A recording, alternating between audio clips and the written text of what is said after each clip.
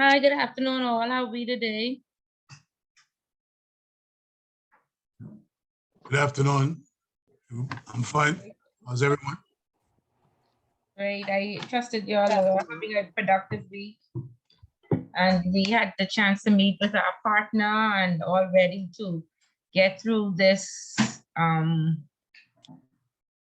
review. Okay. And like I said, it's only as good as the information that you provide. So I would hope that all of you have a copy of your sheet and you would write down the 10 points that are given in this session. I normally interject and tell persons where they would get points or where they would not get points, but persons seem to take that as offense. So I don't know. I want to help as much as possible, but I don't want you to, we got a lot of information. You have to scale the information down and put in the relevant points. A lot of times we go on and on and on, and we don't get any points, while the information may be relevant to the topic, it may not be relevant to the answer. Okay, so of course, we know I put in the chat just so everybody would know that the final exam is on the 20th. I know that there was some conflict about the 19th versus the 20th, but our classes are Wednesday afternoon, so the exam is going to be next week, Wednesday, between 6 and 9 p.m. Okay, please show up to the Institute at least 15 minutes before. I would hope that most of you would have arranged with your employers to have a study day. If not, please take the lunch hour at 4 o'clock, please eat, and please don't be rushed. Okay, I want you to have sufficient time to read over the questions. Each question will have 3 parts. There will be 15 multiple choice questions and 7 essays. Okay, you will have out of a choice of 10 essays. So tonight, after we would have finished the review, the first step for you is to go into the exam knowing that I'm going to answer the question on the FATF, knowing that I'm going to answer the question on risk, knowing that I'm going to answer the question on terrorism. Okay, it calls for organization. Once you are organized, you can go online and do your research, because of course we are testing comprehension. And so in order for us, for you to prove that you understand, you give us an example, a real life example, and it proves to us that you comprehend the topic. Okay, so please organize yourself, please prepare yourself, and once you go in prepared, you should be successful. Most of you, at least 80 to 90% of you, are going in with the full 30%. So you're halfway there, or a little nudge off of being halfway there. Okay, so you should be able to sit comfortably into the exam, knowing that you've done, you've come this far and you've been successful so far, and you'll definitely be successful to the end. Okay, any questions so far? Okay, again, I ask you to please go to the Institute with only your car keys and your mask and your pen. Please do not bring any bags. Please don't bring any books. This is a closed book test. This test is going to be recorded. We have had persons being recorded and caught cheating. We have had persons removed from the exam for cheating. If you have to retake the exam, it's $150. If you are removed from the exam for cheating, and your employer pays your school fee, your employer will be advised that you were removed from the exam for cheating. We have had persons in a few exams have to be removed for cheating. They wanted to continue on in the program, so they had to go to counseling. So if you're removed for cheating, you have to go to counseling in order to return to the Institute and take any class. If you're in any other class, you will be removed from all those classes as well. Okay, and like I said, we've spent a lot of time together. We've talked a lot, You have a WhatsApp group that supports you. You can ask any question that you need. This review should make it clearer. So there's no need. Like I said, even if somebody is not there to invigilate or walk out the room, the cameras are recording you.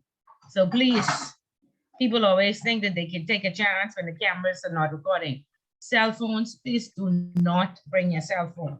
Somebody was removed from the exam because they took their phone out of their pocket to put it on vibrate. Okay, or the phone was vibrating against the chair.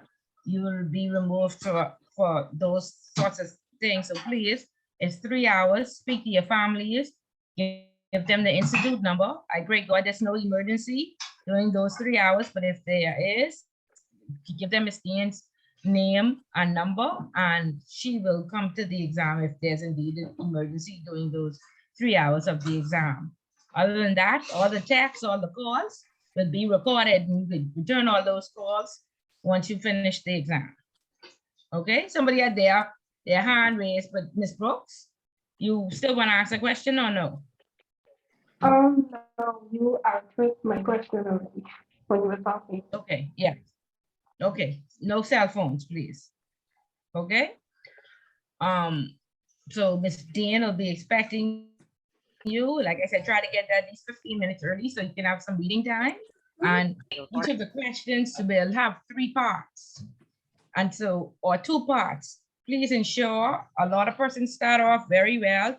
They give me a little introduction. I'm going to talk about terrorism, the objectives, and domestic terrorism.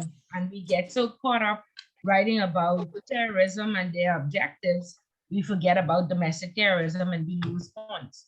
Please read over your work. Make sure if the question asks you for 3 topics, you make sure you check to make sure you included the 3, because like I said, we get so caught up in our writings, we forget to answer part of the question.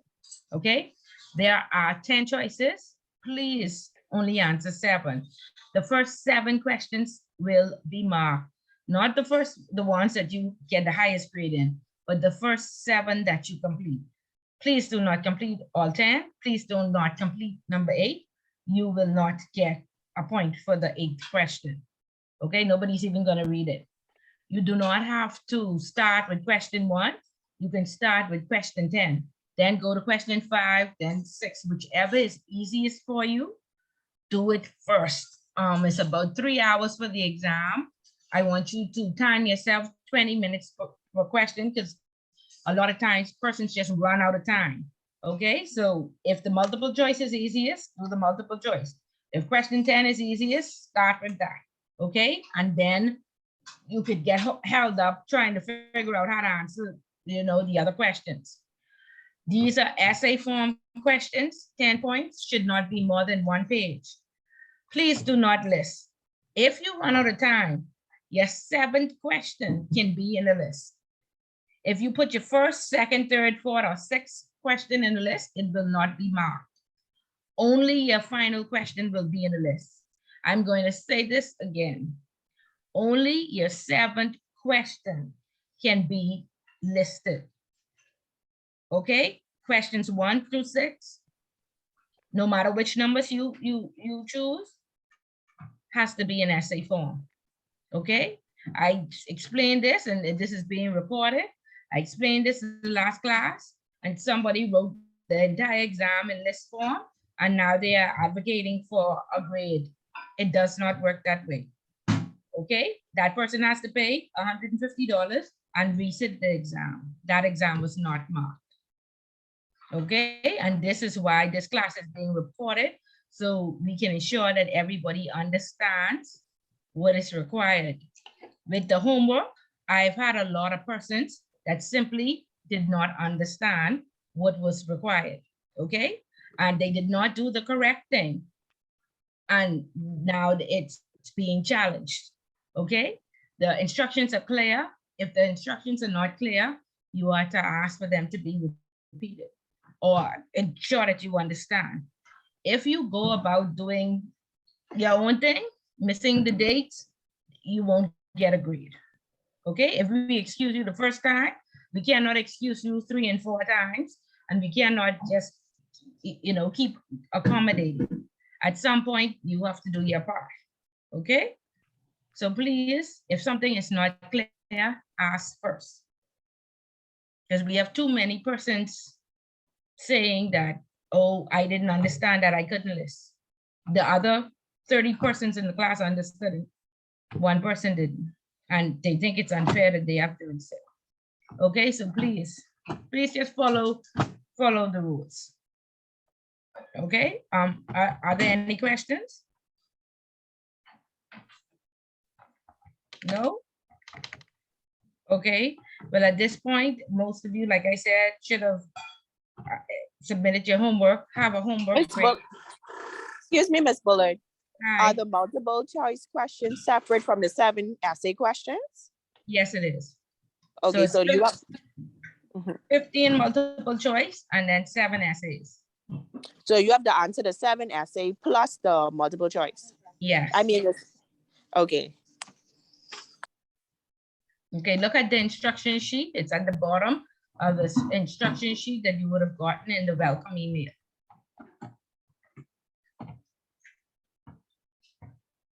Okay, whilst you are at the institute, if you have not signed up for intermediate and you plan to go on to the 2nd level, that would be a great time to register. Okay, Ms. Dean already has a list and the class is filling up. Okay, so you can speak to Ms. Dean and ensure that you're registered. Okay, Miguel also needs to take a register tonight. So if your full name is not showing, can you please click on more, hover your mouse over your name in the participant field, click on more and click on rename, and please put your full name. We have somebody with an SMT5. We have a few persons with just their first name.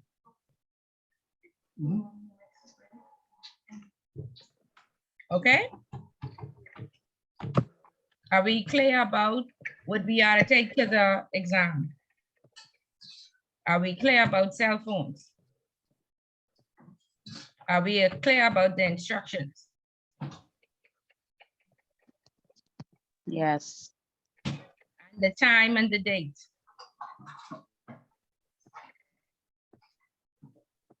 Everybody knows where Biff's is. I'm not clear on the time and the date.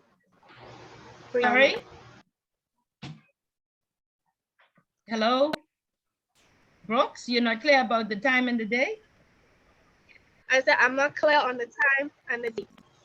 Okay, can you look into the chat and tell me if you can see when it's can you see the information in the chat?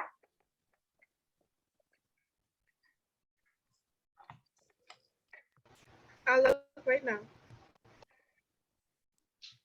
No, ma'am, I can't see the information in the chat.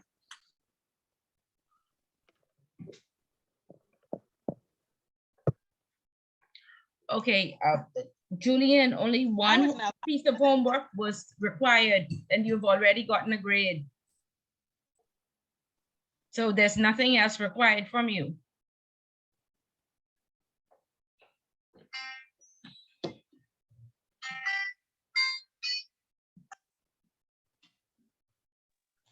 Who was responsible for adding persons into the chat? I was not added, so.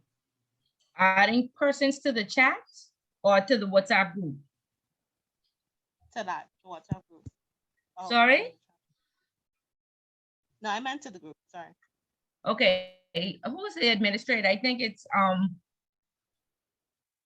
Gator. Are you the administrator for the WhatsApp group? Yes, ma'am. Can you please add Shawnette? Can you put your number in the chat so she can add you? Okay. Miss Bullard, I'm already in the group. Okay, so was it Dorset? Sorry, it's your names are some from. Okay, I think it's Chantanay. Chantanay. Yes, ma'am. Okay, Dorset. Let me say Dorset. Shawnette and Chantanay. Yes, ma'am. Okay, so Dorset, can you put your name in the chat?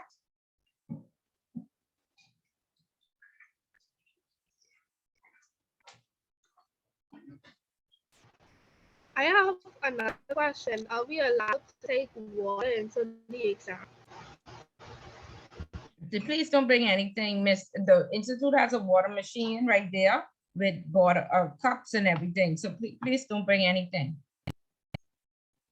Your car keys and your pen. Okay. Okay. And please have a nice, try to have some lunch or a snack. So Ms. Bullard, they don't have nowhere to rest things if you bring it?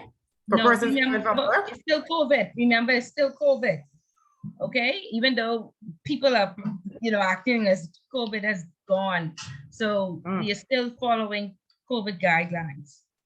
Because we can't leave our things to go. I mean, I just saying, your phone, bags. Don't bring them. For persons bring who a coming from bag. work, Sorry? from persons who are coming from work. I can speak, I can't go to place without no bag. Yeah, we can accommodate 20 bags, Margaret. So please don't bring, I try making arrangements if you're coming from work. Also for people like somebody has You're breaking up. I can't hear you. at a certain time. I can't hear will we you. have to Sorry. put the medication in a pocket? Brianna, I can't hear you. I said for person. Can you hear me now? Yes, go ahead. For persons who have to take medication for a certain time, will they be excused or what's the protocol? Okay, you could speak to Miss Dean and you could let her know what time you have to take it. She will come and collect you at that time, what you take it, and then take you back. Okay, but please let her know before you go into the exam. And perhaps you will leave that Okay. medication with her.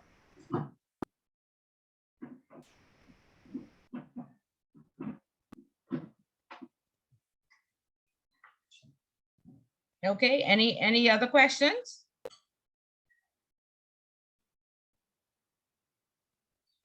Okay, and we are clear on all the requirements.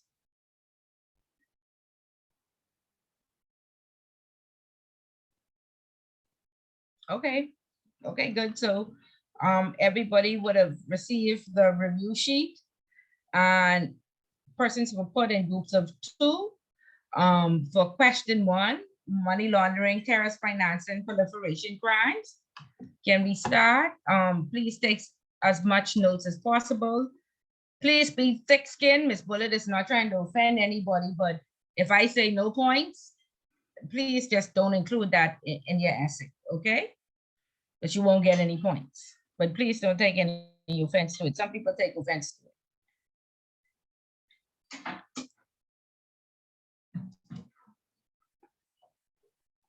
Ms. Bullitt, would you say not to include in your essay? Anything that I say, no points for.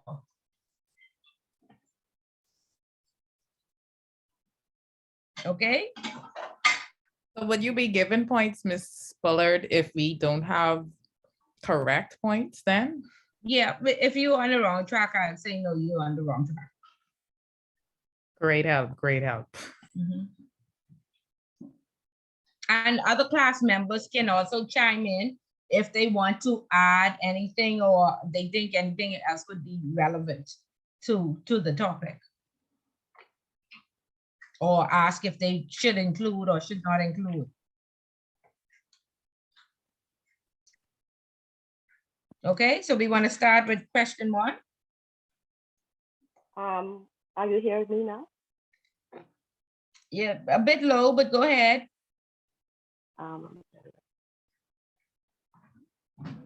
Okay, is everyone hearing now? Julian and I had a task of reviewing financial crimes, money laundering, terrorist financing, and proliferating financing. What is financial crime? And can everyone see my screen that I'm sharing? Yes. Okay. Financial crime refers to all crimes committed by an individual or a group of individuals that involve taking money or other or other property that belongs to someone else to obtain a financial or professional gain. So whether it's fraud, money laundering, corruption, the drug trade, or human trafficking, it's everyone's business. And so what are the offenses considered financial crime? Money laundering, terrorist financing, fraud, bribery and corruption, inside trading, cybercrime. And today we're focusing on. Andrea, I just want to interject. The correct way to write that is that there are 21 crimes under money laundering. So not that you would have money laundering as a crime, but terrorist financing, fraud, bribery, insider trading, cybercrime, or all crimes that are under money laundering. Okay, thank you. Okay. And so we look at the landscape, we look at the framework, the legislation that all of this guides money laundering. What is money laundering? No points. We're going too far off the topic. We want to specifically focus only on the crimes. Terrorist financing, what did you put in there? Go back to your third clip.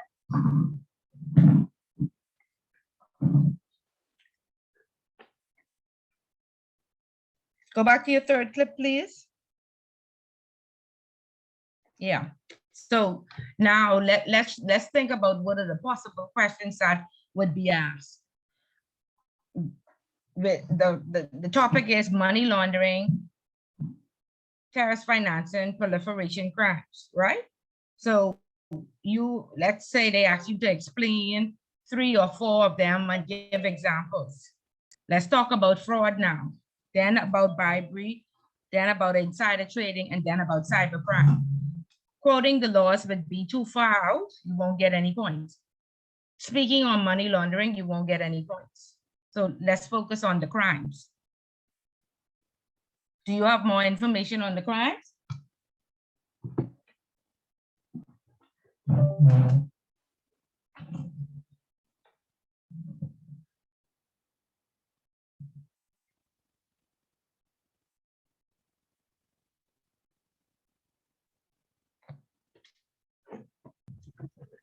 So, Ms. Bullard, we wouldn't need to go into the stages of money laundering then? No points for that. Okay.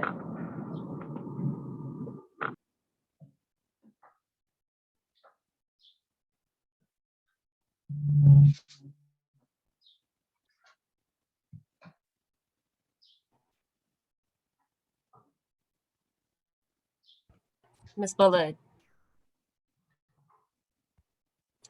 Ms. Bullard. Yes. So in essence, with this question, I'm just going to piggyback on what the other person had asked. So we're just basically elaborating on the crimes itself. Yeah. Okay. Thank you. That's why I said if you want an introduction, the easiest thing to write is that there are 21 crimes that fall under money laundering. And then you go on to talk about cybercrime. Okay. And fraud and tax evasion. Okay. Yeah, and then give an example for each one. Okay. Yeah, so Andrea, do you have any information on fraud?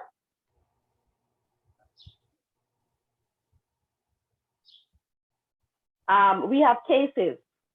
Okay, so tell me what is fraud?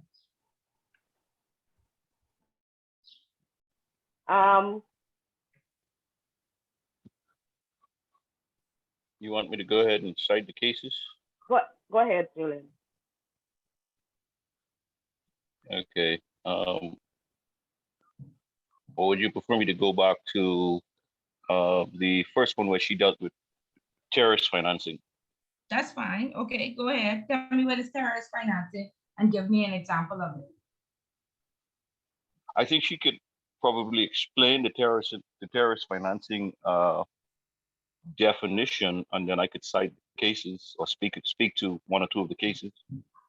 Okay, that's correct. So give us the definition and then give us the case.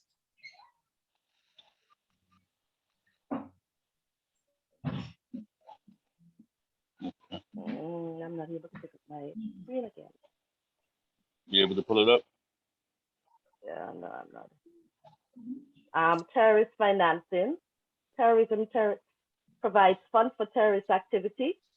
Where am I? Donations and profits from businesses and charitable organizations, as well as from criminal sources such as the drug trade, the smuggle of weapons and other goods, fraud, kidnapping, and extortion.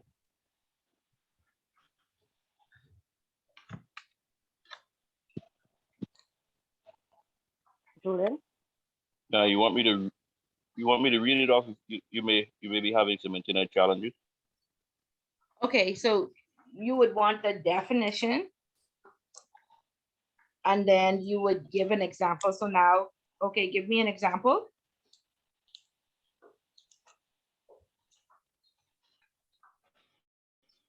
Julian, go September ahead. 11th. Okay. Yeah, we had a case dealing with a former San Diego resident Okay, pleading guilty for funding ISIS terrorist activities okay, in Syria.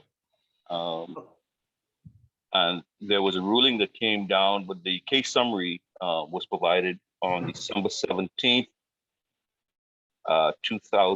2021. And that came from the Justice Department of the United States, where Abdulbali Alamani,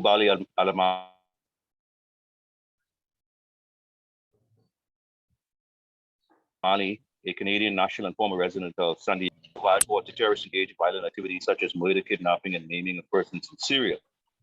According to his plea deal, he provided monies through 4 of his cousins, ranging from the ages of 18 to 22, whom resided between Minneapolis and San Diego between the periods of 2013 to March of 2014. And he also had one of the relatives that resided in Canada. Several of his cousins bought airline tickets with some of the finance. They also supplied, they also moved money through charity organizations to support ISIS. And several of them also went to Syria and participated in armed conflict in the Syrian territory. okay, very good. Okay, so Julian, you have to actually write that now, and just an overview of the case. But this is just one. I think this question calls for about 5 or 6 different types of crimes. So can you even spell that name, that A name that you call off? Yeah, I could. You could spell it I don't there. know how Okay, to- just want to make sure. I don't know how to push it to the screen. Okay, good. So just make sure, whichever case, you could spell the names and you could quote it correctly according to wherever source you got that from. This is what happened. Okay, or Yes, if you talk about drug trafficking, according to the Nassau Okay. Guardian, All right. 90 Nose was charged, or the white major was charged, or with drug trafficking. A lot of people like to use Okay, correct. George Floyd about the counterfeiting, right? We all familiar with George Floyd's case, right? Yes. Yeah. So that Yeah, if you yeah. one of your crimes that you talk about is counterfeiting, a lot of persons use that case as a very popular counterfeiting case. Okay, so go ahead now. Tell me about. We have bribery, according to the Tribune and the Guardian, insider trading. So just tell me about bribery and corruption, and then fraud. Tell me what cases you have. Okay. You want a definition for bribery and corruption?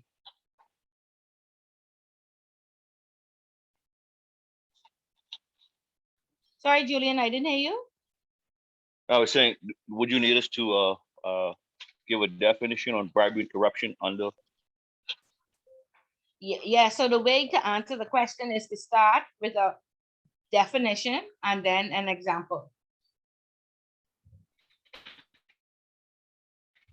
So you could Google it quickly Andre, do and you have tell a us. definition on those? Yeah, Google it quickly and give us a definition, Okay. and then give us the case. Okay. On the bribery model or the bribery definition. Bribery, you want me? Go ahead, Andrea. Means giving or receiving an unearned reward to influence someone's behavior. Corruption is dishonest. Bribery is offering. Corruption is dishonest or fraudulent conduct by those in power. Bribery is offering, giving, or receiving anything of value with the intention of inducing a person to act or to reward a person for having acted. So go ahead now.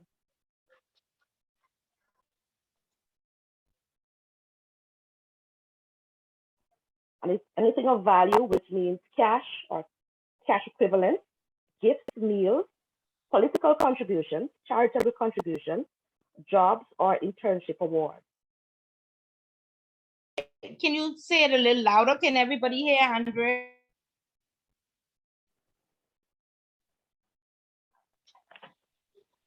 Corruption is dishonest or fraudulent conduct by those in power, typically involving bribery.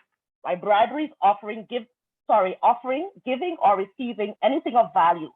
And we speak of anything of value, we speak of cash equivalents, such as gift certificates, stocks, forgiveness of debt, gifts, political contributions, charitable contributions, job offers, or internship awards.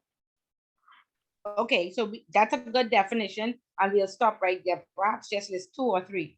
Now we want to go on to our case. What case do you have on bribery? We have, well, there's bribery and corruption involved in that, right? That one, right?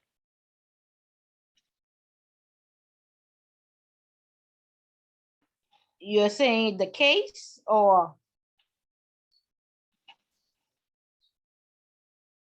you wanted you a could give case on the yeah, on bribery and corruption, yeah. bribery Or you could just, and if you corruption. simply choose bribery could be one, corruption could be something separately. But normally, when you see persons charged with bribery, then they they go hand in hand. They're charged with corruption as well. Okay. We have a case where I'm trying to figure out if we decided the right case now.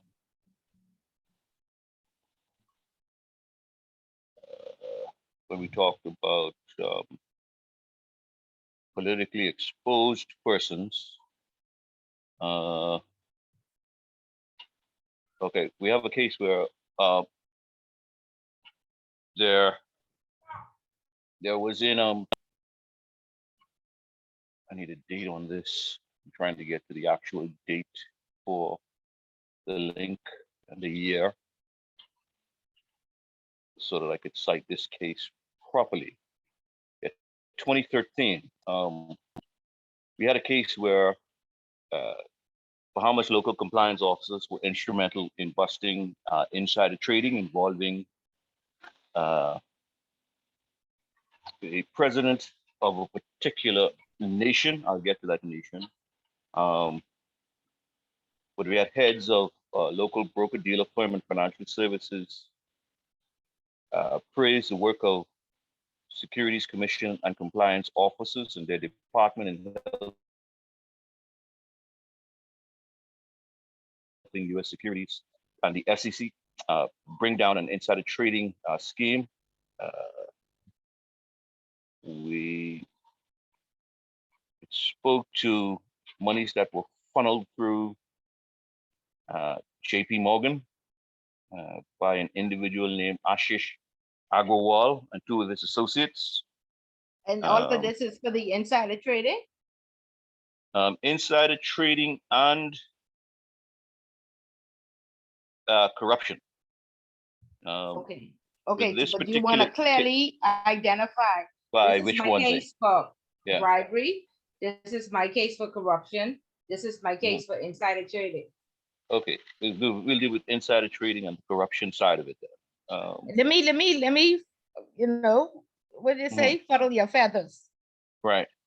According to the National Guardian and the Tribune. Okay, according to the James Gibson was charged with bribery and corruption. However, he was later acquitted. Okay. That's an easy case to document and yeah, easy. Go on to your next one. Cybercrime. You could get an overview. It was alleged that he did A, B, and C, and that's the end of your story, and go on to your next crime. Because like I said, it'll probably be 5 or 6 of them that you have to give the definition for, and then you know, go on to the next. So like I say, it's a very easy question to answer. You give the definition, you give the case, and you get full points. Okay. We got that one from the ICIJ's website, dealing with the Panama investigations of tax havens and offshore institutions. Okay, so that's all. They have an acronym. Yeah. So IJ something, according to them. Yes. This is my insider trading case. This is my corruption case. This is my cybercrime case. Right. Okay. So in a nutshell, that's all it is. The definitions and the cases. And like I said, very easy question to answer.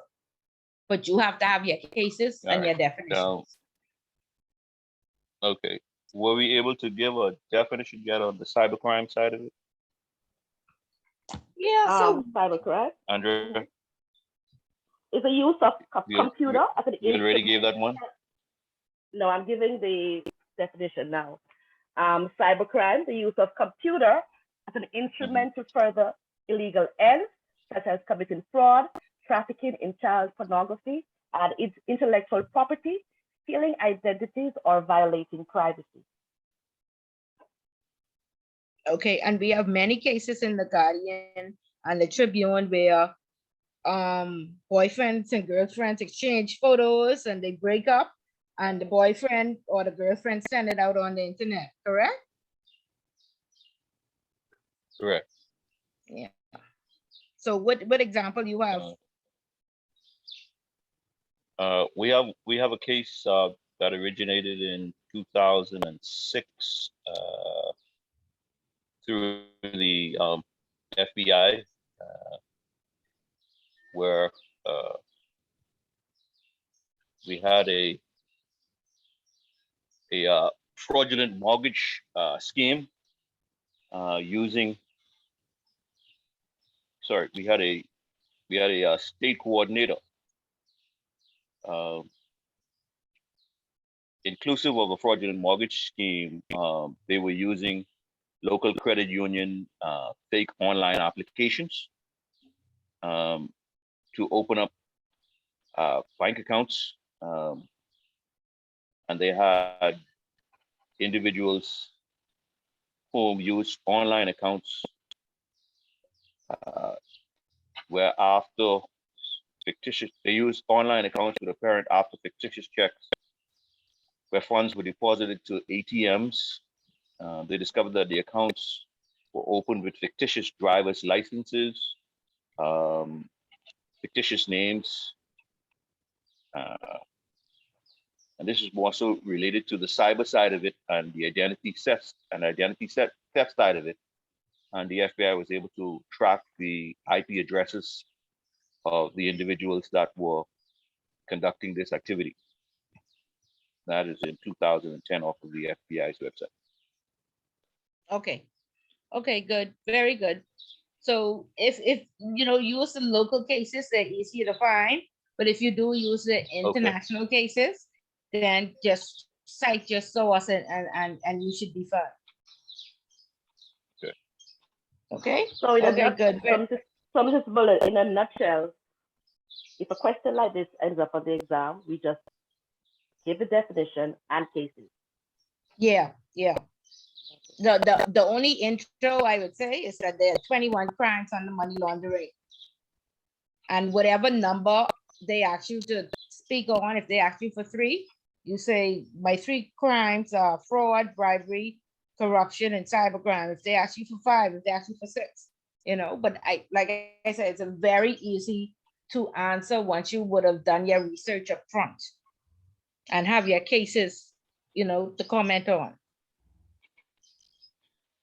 So excuse me, Miss Bullard, for the cases, what all are you saying in reference to the case? I will make sure you don't. You're do too just much giving running an on. overview. Like somebody make sure I don't mentioned, run on too much.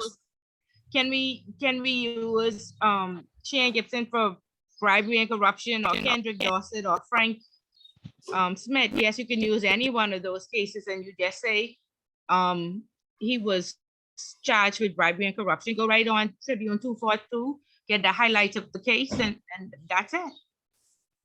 You don't have to go in depth. It's a 1-page essay now, 1.5 pages the most. And you probably have to talk about 3 or 4 of these crimes. Okay. Yeah. Just an overview, enough to prove your comprehension. Okay. Yeah. Okay. Any other question? On question 1?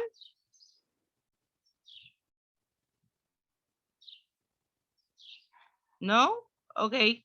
Very good, guys. Okay, we're going to go on to question 2.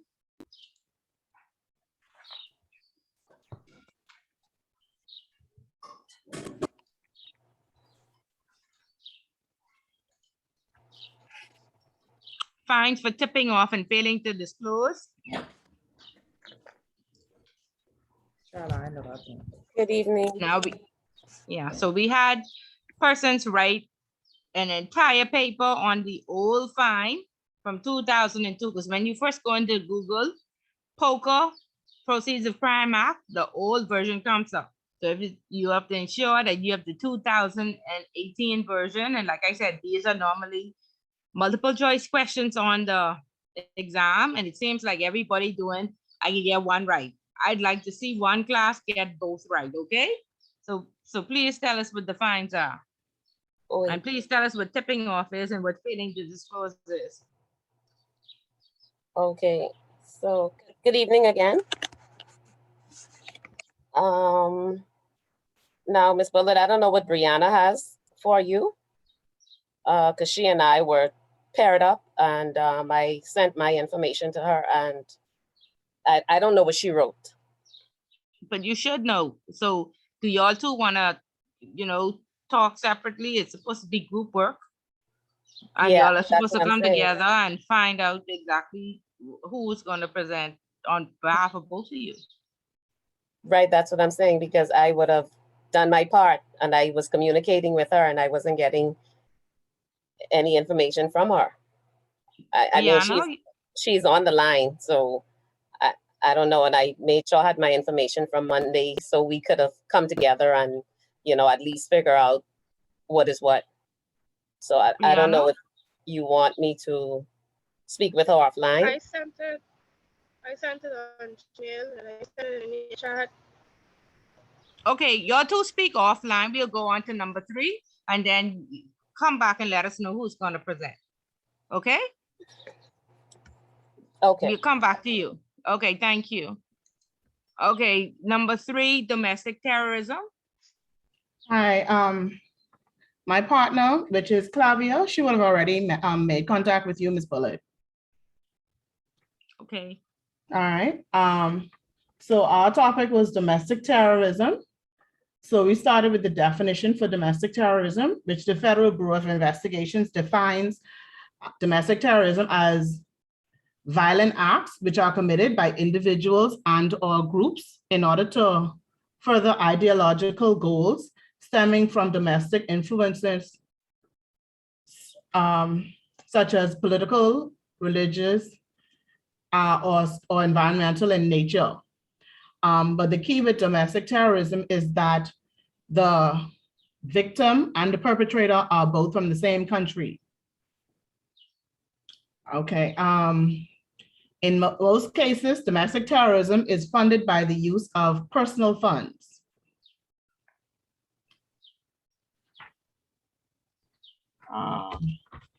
The prevention strategies, domestic terrorism strategies include advanced explosive detection methods, cybersecurity protections from critical infrastructure, and information sharing partnerships.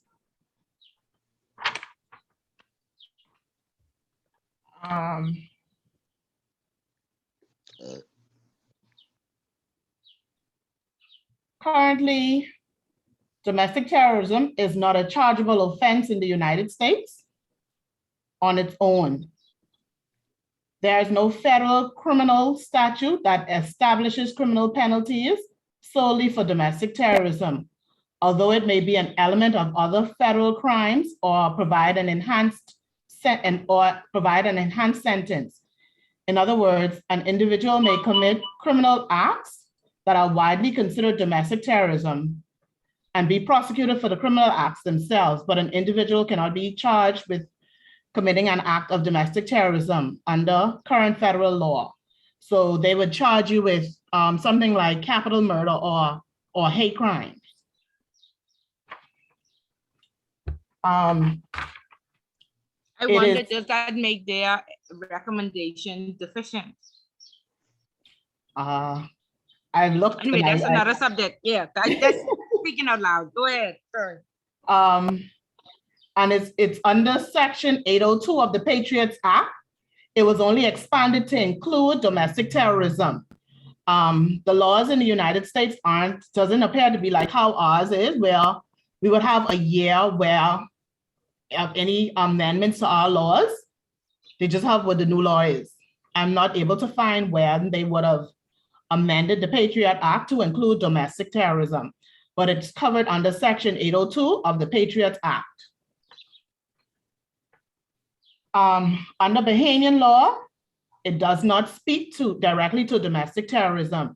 We do have the Anti-Terrorist Act that speaks to terrorism, but it's not specific on domestic terrorism. So that would just cover all types of, whether it's international. Right, because in our laws, it says inside and outside of the Bahamas. Okay. But it does not use those exact words, domestic terrorism, if that's what you. Yeah, just the terminology. Correct, yes. Mm-hmm. So then we went on to give examples of domestic terrorism. We weren't able to really find any that are local cases that would be considered domestic terrorism. But we spoke about 3 in the class. We did? We sure did. Oh, you have to go back and get them. Okay, well, go ahead with the examples. Hold on one second.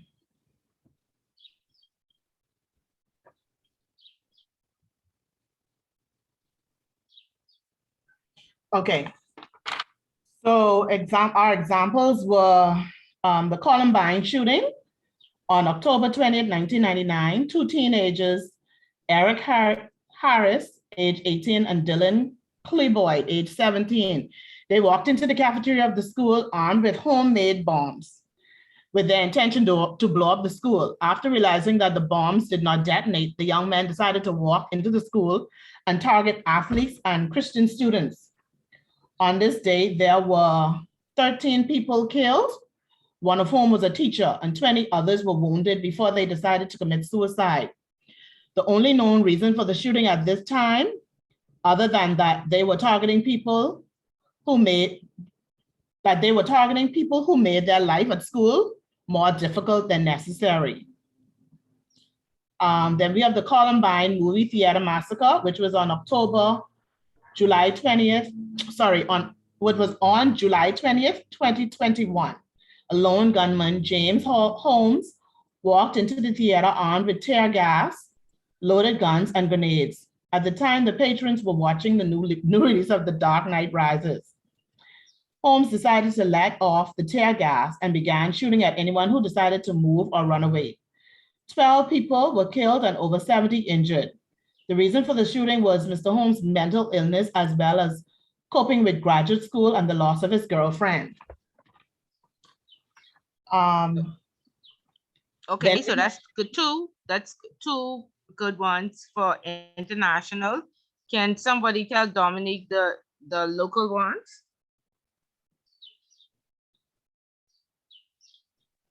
And he said gangs was one. The shooting in Foxhill on Foxhill Park. something like that? Yeah, Yes. Jerome. The shooting on Jerome Avenue. Uh-huh. And then there was a shooting at a baby shower in Montel Heights where 13 persons got shot. You remember those, Dominique? I remember the one in Jerome Avenue, but was that considered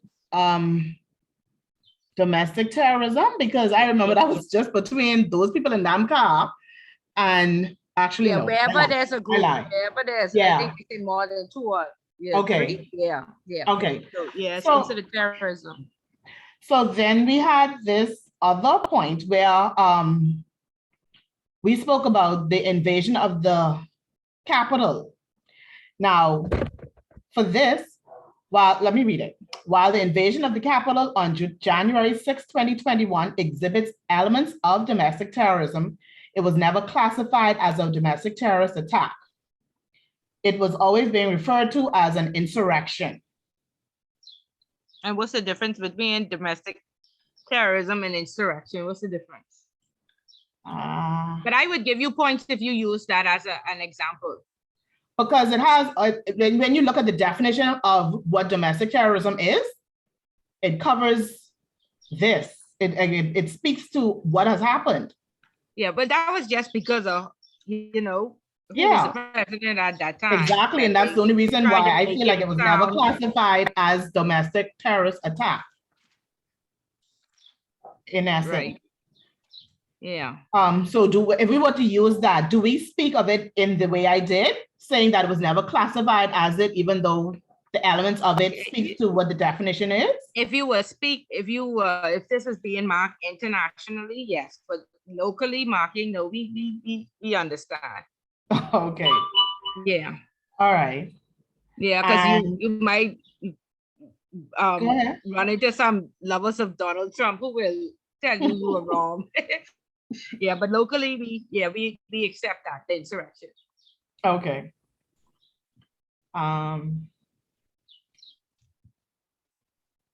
Yeah, okay, so good information. Don't go much further than that because you don't want to stray, but good points and you should get full points for that with your examples. All right. So even if I You were try to get some use- information. So Sorry? if I was to use only those international ones, would I have still gotten? Yeah, you would. Okay. Yeah, it's just like local, if it Okay. happening locally, just for you to recognize it or have the awareness. Okay. But you would have gotten points for all of those. Okay. Yeah. Okay. Very, very good. Any questions on domestic terrorism? Yes, Ms. No? Willard. I know that. Okay. Yeah, I do have one, Ms. Willard. Go ahead. Yes, saying that the number, well, what we would call cases similar to that here in the Bahamas, being so few based upon the legislation. Do you have any ideas as to how best we could frame it if we were to just eliminate or minimize the cases that we could cite from overseas jurisdictions? Okay. I'm not understanding your question. Okay. I mean, based upon the legislation here in the Bahamas, right? And some of the examples that were just given of what we possibly could view as domestic terrorism with regards to gang members in large numbers dealing with terror on the streets. Could we cite a few of those incidents as was just spoken of when we give our answers? Yeah, you could. But again, now we want to say according to the Tribune or the National Guardian, or you want to Okay. cite your source. You Okay, don't want to okay, say all right. Julian Smith thought this was terrorism. You know what I mean? So we want to cite Agreed. your sources and you'll be fine. Thank you. Okay, great. Okay, the Yeah. IMF Bahamas disaster recovery. Sorry, before you go on, how many examples would we have needed to cite in that question? No more than 3. Okay, Unless the question specifically, because there are 1 or 2 questions that will ask you for more. If it doesn't give you a number, 3 is your limit. okay. Okay. And 2 sometimes works because like you gave a good introduction. So 2 examples would be fine. Remember, you just want to prove comprehension. Yeah. The IMF disaster recovery. Good afternoon. Good afternoon. Okay, so this is Doniqua. This question was assigned to myself and Kendra Jones. So please bear with me because I'm driving on my way home from work. Daniqua, when you reach, yes. we don't want to interrupt you. When you reach, let us know when you reach and we'll come back to you, okay? Yeah, be safe. Okay. Okay. Number 5, FATF Bahamas deficient recommendation. Afternoon, class. Afternoon. Me and Jamal and Lacadia, we were assigned question 5. And so for the first point, I want to say, okay, so the Financial Action Task Force, we know is an intergovernmental body used to aid money laundering across the world. We know that the FATA sets a standard for both the national and international countries to combat AML and CTF. And we know that within the Financial Action Task Force, there are 40 recommendations. So when it comes to speaking to the deficiencies that we were placed on the Bahamas underwent a mutual evaluation report. And the report in 2015, we underwent this report. And the report was published in 2017. And in this report, the Bahamas was found deficient of 22 of the 40 recommendations. Okay, so from this report, there were some key findings. One of the findings were where the Bahamas should complete a national risk assessment process, an NRA. There were also where there were no money laundering convictions. Also, there were no terrorist financing investigations, prosecutions, confiscations, or convictions. And which recommendations were we deficient in? You want us to list each of the recommendations? Yeah, you have to list the recommendation and say where we were deficient. How we approach the question, because I remember you saying it's only going to be 1 page, so we actually put 3 of the recommendations instead of all. So it's not fine. But you spoke on NRA, so you have to Right. say recommendation 1 was deficient, because that's where Okay. the NRA falls under. Okay. You see? Yes, ma'am. Yeah, Yes, just for ma'am. it to be complete. So we did say recommendation 1 was deficient. And we said, which is assessing risk and applying a risk-based approach. And we stated how it was deficient, where there was no person assigned the action to assess risk. There were no measures to mitigate money laundering or terrorist financing risk. And supervisors were efficient with financial institutions and designated non-financial It don't say businesses. supervisors, it's supervised financial institutions, SFIs. Supervised, meaning that they are supervised by the central bank or supervised by their regulator. Okay. Yeah. So good. Recommendation 1, we were deficient in our national risk assessment. What are we doing to fix that? So, to correct the recommendation, recommendation 1, risk was identified and assessed at different the levels. country is now completing its risk assessment and end of the story. Okay, country is now completing. Yeah, or is doing or put the necessary procedures in place to be able to complete the risk assessment. Okay. And then we put it into law, section 5 of the FTRA, something like that. Okay. Yeah. Okay, so that's 1. It probably asked you for 3. So what's the second one? The second one we went with was recommendation 6, which is targeted financial sanctions related to terrorism and terrorist financing. So there was no person responsible to communicate with the United Nations Security Council. There was a lack of information on designations and how they communicate to the United Nations. And there was no indication of freezing or delisting of assets or funds for persons who fit the criteria. Okay, that's sufficient about that. What did we do to correct it?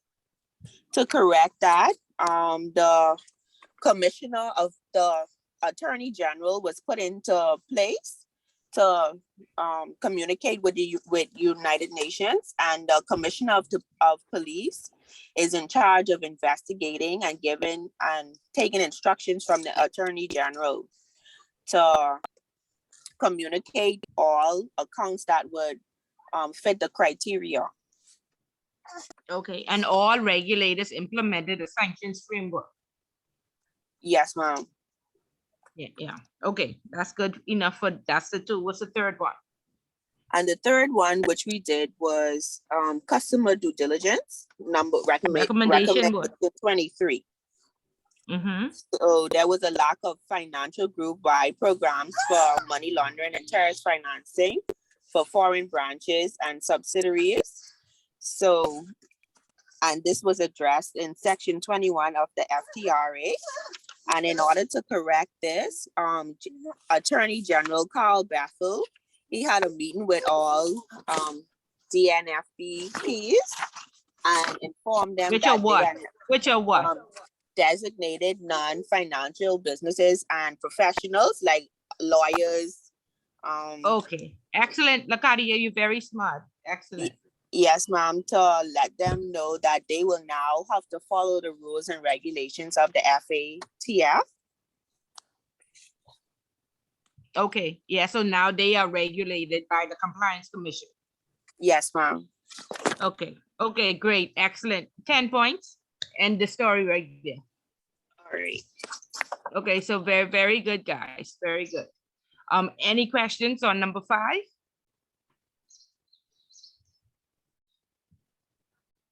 No? No okay, question, I hope you're taking notes. Go ahead, Julian. No question, just a statement. I love the way that they conducted their research on that.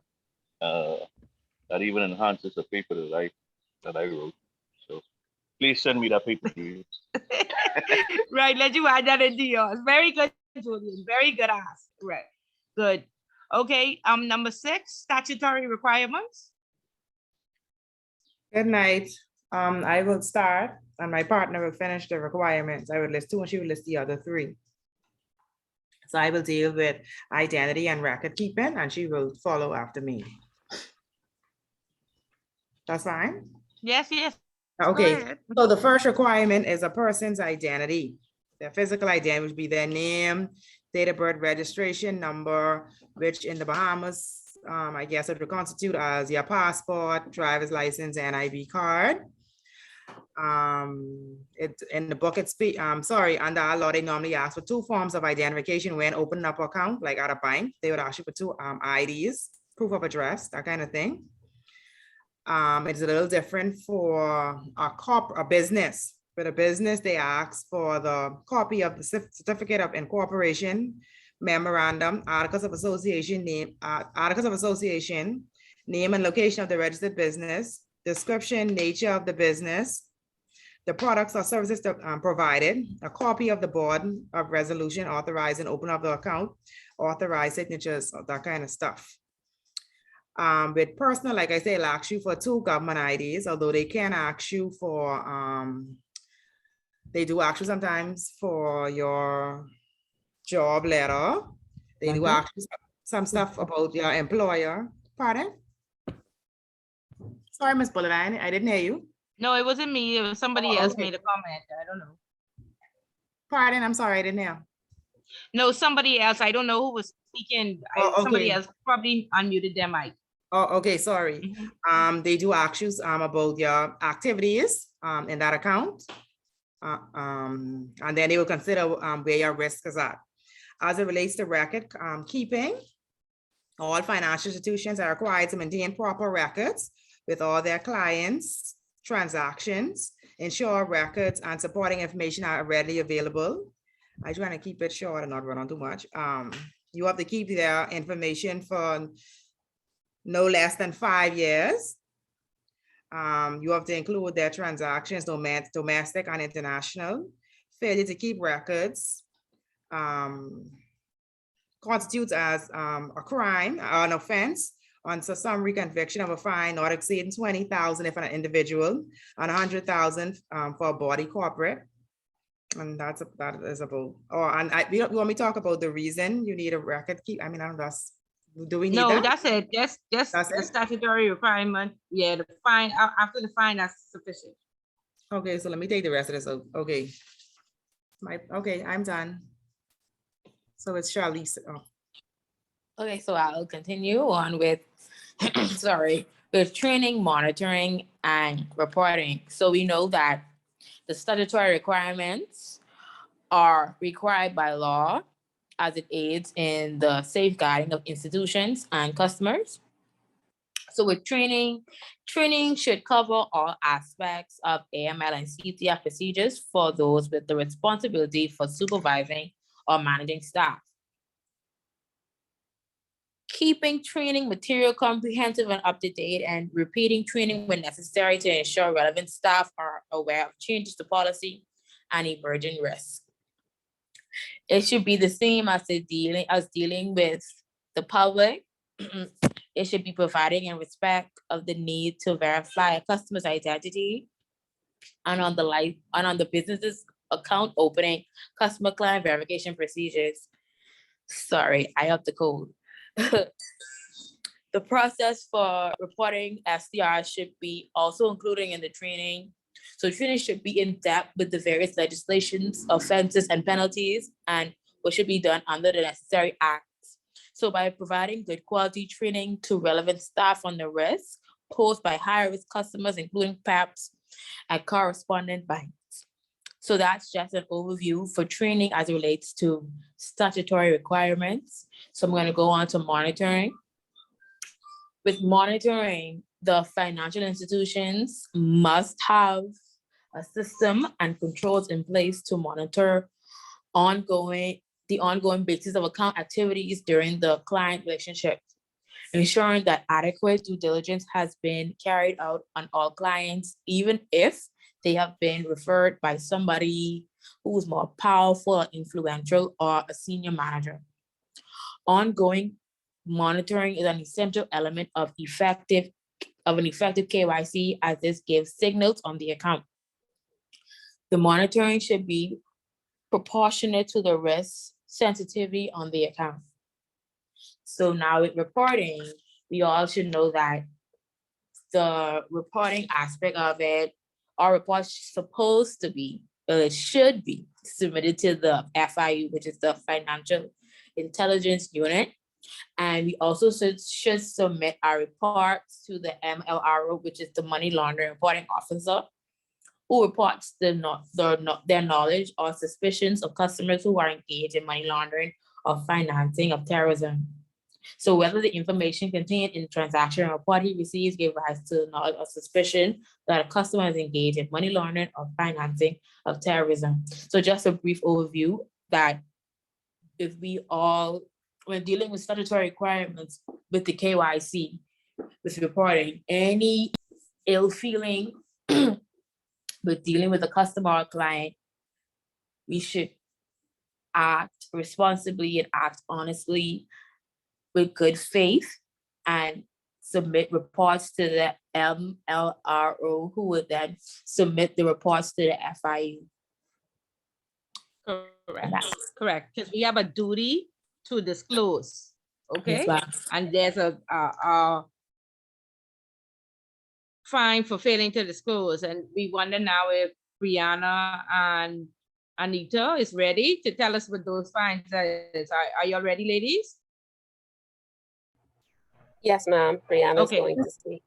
Okay, good. So back to question 2. Go ahead. And then we'll have Okay. Doniqua right afterwards. I'm fine for tipping off and failing to disclose. Every employee has a personal legal obligation to report suspicious transactions to the MLRO. However, reporting to the MLRO is just as good as reporting to the FIU or a police officer. According to Section 12(2) of the Proceeds of Crime Act 2018, POCA states that tipping off occurs when a person commits an offense. If A, he knows or suspects that any disclosure under this part has been made, or an action has been taken by a financial intelligence unit in relation to anything under this part, and he makes a disclosure to another person, which is likely to prejudice any investigation which might be conducted following the disclosure referred to in paragraph A1 or A2. Failure to disclose occurs in the following activities: accountancy, audit, or taxation advice or services, legal or notarial services involving the participation in financial or real property transactions concerning buying or selling of real property or interest therein, buying or selling of business entities of interest therein, the management of client money, securities, or other assets, the opening or management of bank savings or security accounts. A person commits an offense if each of the following 3 conditions is satisfied: 1, that he knows or suspects or reasonably ought to have or suspected that another person is engaged in money laundering or committing an offense related to an identical risk, that the information or other matter on which his knowledge or suspicion is based, or which gives reasonable grounds for such knowledge or suspicion, came to him in the course of his business, that he does not make the required disclosure as soon as it is practicable after the information or other matters come to him.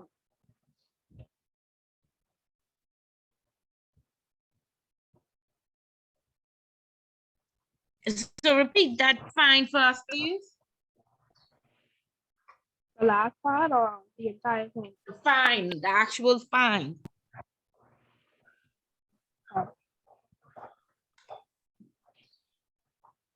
Under the special law sections 9 to 11 of the 2018 Criminal Procedure Act, prescribed crimes that can be punished for imprisonment of up to 7 years, a fine of up to 500,000 or both. This Section 12 2018? Yes, ma'am. You sure?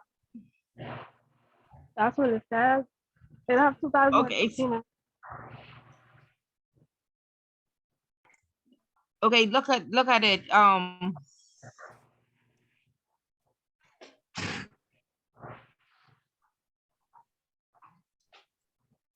It ain't 12, sir. 12 to 14. Anita, you could help us. I'm filling up my. Yeah, when I did my research, it's 12 years for a term not exceeding 12 years or both. Yeah, That's but she what I said thought. 7, 8. Didn't she? She said 7. They have two I don't have different anything in for parts. 7 years. Sorry? One, I don't. it says sections 9 to 11 says up to 7 years. And Yeah, but section it isn't 12, section. It isn't section 9 to 11. You read sections of what 13 to 15 or something like that. Look at what you read. Did you read sections 9 to 11? No, right? Tipping off is section what? 12 to 14, eh? Right. So you have to No? look at the penalty under sections 12 to 14. So under the Yeah. penalties, which is section 15, it tells you this is the penalty from 11 to 13, and then the next one is from 14 to whatever, right? Yes, ma'am. You see the difference? So give us the correct penalty, please. Okay, the penalty is imprisonment for up to 12 years or fines of up to 500,000 or both. Okay, and then it says on summary conviction. Oh, I don't have that part. So what you all reading from, Anita? She should have been reading from the information I gave her, because I didn't understand what Brianna wrote. Okay, so y'all get it together and we can come back. We can come back to y'all again. Okay, at the end, please give us the correct, read it properly so you'll see where the correct fine is. Because like I said, this is an exam question, multiple choice. It's always on the exam. And it's 2 questions and persons always only get 1 right. So we want to ensure that, if you could share your screen, show us so we can have the correct information, please. Or let me know, I can pull it up and you're going to find out what the correct information is, okay? So we could get these 2 multiple choice questions correct. Make sure it's a 2008 and make sure you get the correct fine, okay? Yes, ma'am. Okay, great. Daniqua, go ahead. Sorry, Ms. Bullard. Yes. Can I read what it says in the actual law? What I see here? Or you want us to wait for them to pull it up? Yeah, I just give them a chance. They can do it. Okay. They can do it. Give them a chance. Yeah. Okay, go ahead, Doniqua. Okay, so our question was the IMF, Bahamas Disaster Recovery. So I'll just read the points that we were able to gather on this question. The IMF was established in 1945. The IMF was designed to avoid the problem of the reoccurrence of the Great Depression. The IMF serves to stabilize the international monetary system and acts as a monitor of world currencies. In 2018, the IMF recommended our disaster relief plan be updated. The Bahamas paid $900,000 for a disaster relief insurance. However, up to 2018, we did not have a hurricane of a high magnitude to claim on the insurance. Hurricane Joaquin was in 2015, and it was said that it was insufficient rain. Hurricane Matthew was in 2016, but it was not a Category 5. The Bahamas government felt that the $900,000 could be allocated in the budget for other means, so the insurance was not paid. The IMF requested that the Bahamas put in place a plan for disaster relief. In 2018, the government did put a plan in place to avoid any repercussions for 8 issues that were identified in an audit to avoid being blacklisted. The 3 things that the Bahamas did put in place, they paid the $900,000 insurance. They did 50% of the dormant funds where the funds were allocated at the time. So at that time, it was 88 million in funds for dormant at central bank. The law was changed for institutions, for the commercial banks, to keep the funds for up to 7 years and central bank for 3 years. After 10 years, the funds belong to the government. In early 2019, the IMF was satisfied that the Bahamas had a plan in place in the event that there was a major disaster, and then there was Dorian. The Bahamas benefited from these laws being in place after Hurricane Dorian was a Category 5 and hit the Bahamas in 2019. And we were able to claim and receive the $44 million to help rebuild. And also a line of credit, $1 million Yes, the line of line of credit from the IDB, Inter-American Development Bank. Correct. Okay, yeah, very good. And you get 10 points just for that, saying that Hurricane Dorian came and it saved us and what have you. It could have been worse. Yes, ma'am. Okay, so Okay. very good. Any questions on number 4?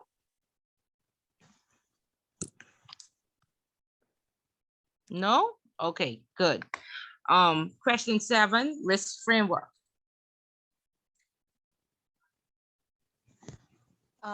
Good evening. I think that's our question. So the FATF first recommendation is about assessing risk and applying a risk-based approach.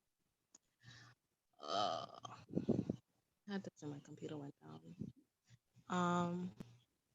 So the risk-based approach is an effective way to combat money laundering and terrorist financing. So basically, because I did all the heavy thing, but I was trying to put it in my own words to try to understand. So all companies face risk. Without risk, rewards are less likely. But if you have too much risk, then that results in a business ending in failure. So an effective risk management can add value to any organization. So risk management framework seeks to protect an organization's capital base and earnings without hindering growth. Furthermore, investors are more willing to invest in companies with You're good going risk too far. You're going too far. You're going too far. So just stop No point. with the just stop at the definition of what it is. Yeah. Yeah. Tell me about the framework. It's a threefold. What's in the framework? So risk identification, risk management. All right, I'm going right so far? No, before you get there. So start with recommendation 1 and then jump into the framework, which is the risk appetite, the risk assessment, and then the risk rating. Then you go on to risk identification. So risk appetite, risk. So you mean like the higher risk, the lower risk, the exemption, supervision of monitoring of risk? No. What? No, I confused because this was a bit tricky trying to. Who's in the group with you? Me and Shawnette, but we put it together, and the two of us had like a tough time trying to understand it in our own words rather than just basically reiterating what the FATF said. Okay. Shawnette, do you know what risk appetite is? Oh, so risk appetite is what basically, basically what the company or country says that they are willing to take on, basically. Okay, So give me an example. Of risk appetite. This was. You want pizza or chicken? You asking me to answer that? So that's the same way. That's how you answer it. Do you do business? You could eat chicken or you can eat pizza. That's what your appetite is, right? So put it in risk terms or in AML terms.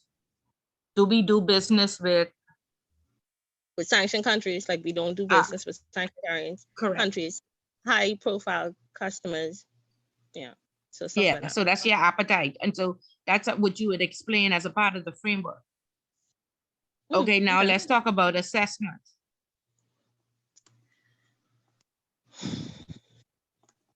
Because now I had that in the whole big thing.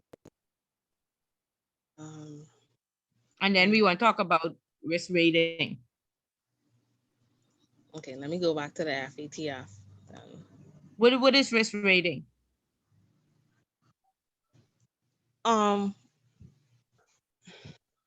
So risk rating is basically like the high risk, the low risk. That right. How we risk rate how the country would be risk rated, how the company would be risk rated, how the client is risk rated, low, medium, or high.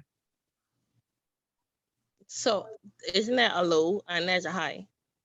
Yeah, I mean, it depends on, is some companies only use high and low, and some use high, medium, and low. Mhm. Right. Yeah. Okay, So and we what is was risk going- assessment? So Companies should assess their risk and then put controls in place to mitigate the risk, right? yes, yeah, I think so. Right. Okay, so let's in case anybody's confused and they're gonna answer this question. Recommendation 1 says you must assess your risk. Yes, ma'am. And put controls in place. Yes, ma'am. The Bahamas put it into law in Section 5 of the FTRA. It's mandatory now to complete your risk assessment. The risk framework is threefold. It includes your appetite, your assessment, and then your risk rating. How will you risk rate your clients? Okay, then you want to go on to risk identification, risk mitigation, and all of that. And then you want to give an example. So you would have given an example for appetite. Do I have an appetite for PEPs? Do I have an appetite for sanctioned countries? Yes or no? Okay. Yeah. So that we were Okay. trying to find like local, like how everyone would have an example. So I was saying one of the examples is based on a customer's profile. Like when you open a bank account, for instance, and you finish the customer profile at the end, you get a risk report. So they would then grade the person as high, low, or medium. Okay, so that would be your example under risk rating. Okay, so and then another one was about, because I was we were talking about the NIB thing, how I don't think they really managed well during the COVID. I think that was poor risk management on their half. No, yeah, no. No, you if you go in, it's too far. Like I wouldn't go there. Okay, I would say risk appetite. We have an appetite for sanctioned countries, or we don't. Okay. Risk rating, high, medium, or low. Okay. Right after we do the identification process. If you talk about assessment, what is our operational risk? You know, one could be fraud, one could be, stuff like that. I would speak from that aspect. You don't have to give an example for each one. Okay. That was the thing. Then you would say some of the controls we would place. Remember, recommendation 1 says identify your risk and put controls in place. What are some of the controls would be put in place? 2 signatures are required on each transfer or each check. That's a control. We offer trust services, so we have somebody who's step qualified. That's a control. We let our compliance officer approve low and medium, and our compliance committee approve high. That's a control. Okay. Okay. Is this clear? Come on, because it's a bit confusing. So I want to make sure if you're going to answer the risk question, you answer it properly.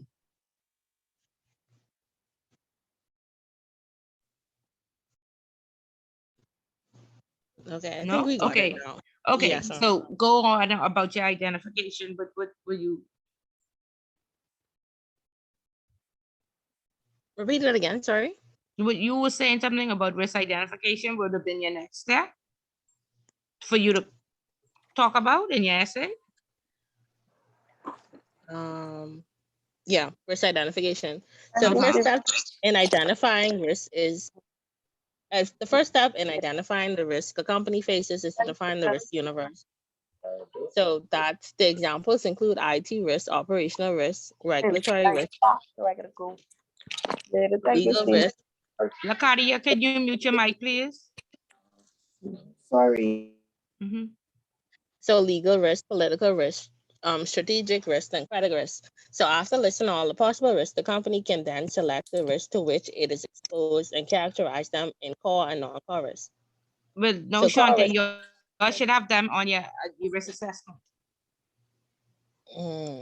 So that wouldn't go into identification. I mean, yeah, but It's more so leading to assessment. Yeah, if you speaking of your framework, those things should appear in your framework. Okay. Okay. Let me, okay, wait. Let me look at my book, because now you're talking out my head. 1 second.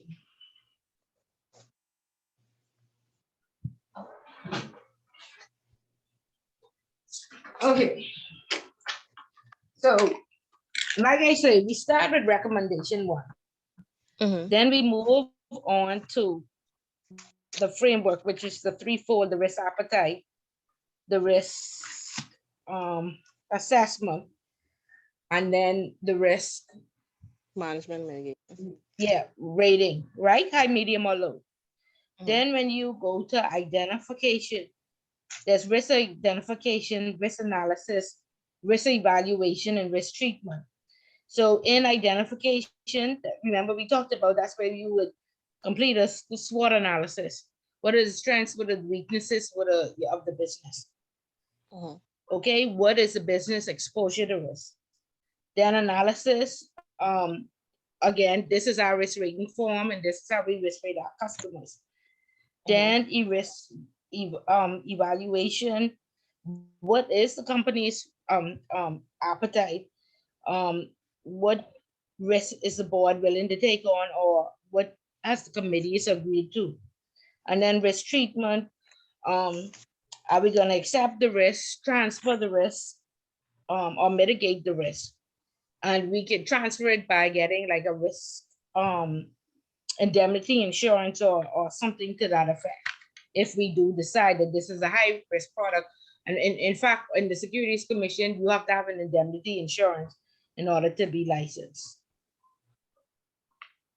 Okay, and then perhaps we can talk about the control library, but after you talk about identification, analysis, evaluation, and treatment, you should be fine. And then you could probably talk about methodology. I think there's a question on methodology, and you want to, understand exactly, how your risk assessment works and how your risk rating works. Where do you get the information from? We get it from Transparency International or the Basel Committee, something to that effect. Yeah. So methodology is key to understand. Appetite, assessment, and rating. You explain that methodology, recommendation 1, then you should be fine. Okay. You sure? Because it still feel cloudy to me how I explain it. So you give me some feedback. Dominique, what is your feedback? I am still a bit cloudy because I was looking at risk in a different way. Where we would talk about risk management and the risk intelligence, and the 3 levels of risk management with the responsibility, which was under risk governance, risk infrastructure, and the risk ownership. So I like doing a 180 right now in my brain. You want to run away from this question. Yeah. Yeah. Okay, like I say, recommendation 1, we all know that countries must assess their risk and put controls in place to mitigate the risk. What are the controls? If we offer PEP services, we let the board approve all our PEP services. That's a control. We have 2 signatories to sign. That's a control. We monitor annually. That's control. Okay? That's explaining recommendation 1. Then we want to explain appetite, assessment, and risk rating. Appetite is, do we have an appetite for PEPs? Or we don't have an appetite for PEPs? Do we have an appetite for high-risk countries? Yes or no? If we do, what are the controls that we're going to put in place for these high-risk countries? What are the controls we're going to put in place for these PEPs? For high-risk countries, we have an Asian desk that deals directly with all high risk out of Asia. We have a European desk that deals with all European accounts out of Europe. Then we have a Latin American desk that deals with all Latin American countries. In each one of these desks, we have somebody who can speak Mandarin, Spanish, and French. Because they speak French in Europe, they speak Spanish in Latin America, they speak Mandarin in Chinese. Okay? And then we have external asset managers placed strategically to support us if we should have questions or concerns. And that will help us pick up patterns on these various customers. So that's the control we have in place to protect the institution from the risk of dealing with these various jurisdictions, these high-risk countries. Did that make it better or worse?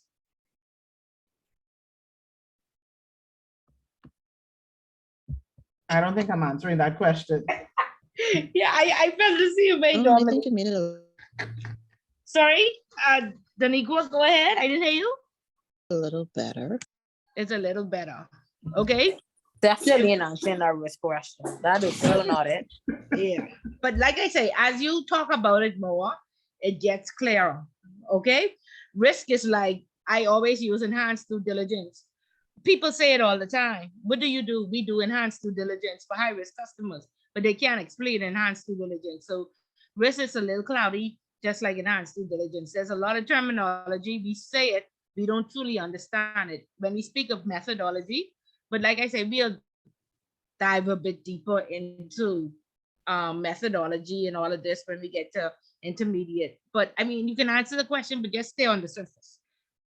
Recommendation 1, appetite, assessment, and risk rating, and an example of those. And you should be fine with that question. Okay?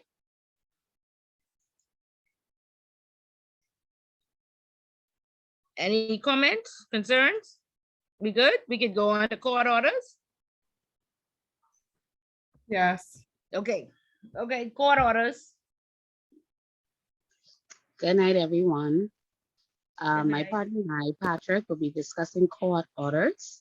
So under the Proceeds of Crime Act, we decided to talk about 10 different court orders. We went in 10, it ain't 10? He's doing 5 and I'm doing 5. No. We only need 3. We only need 3. 3, yeah.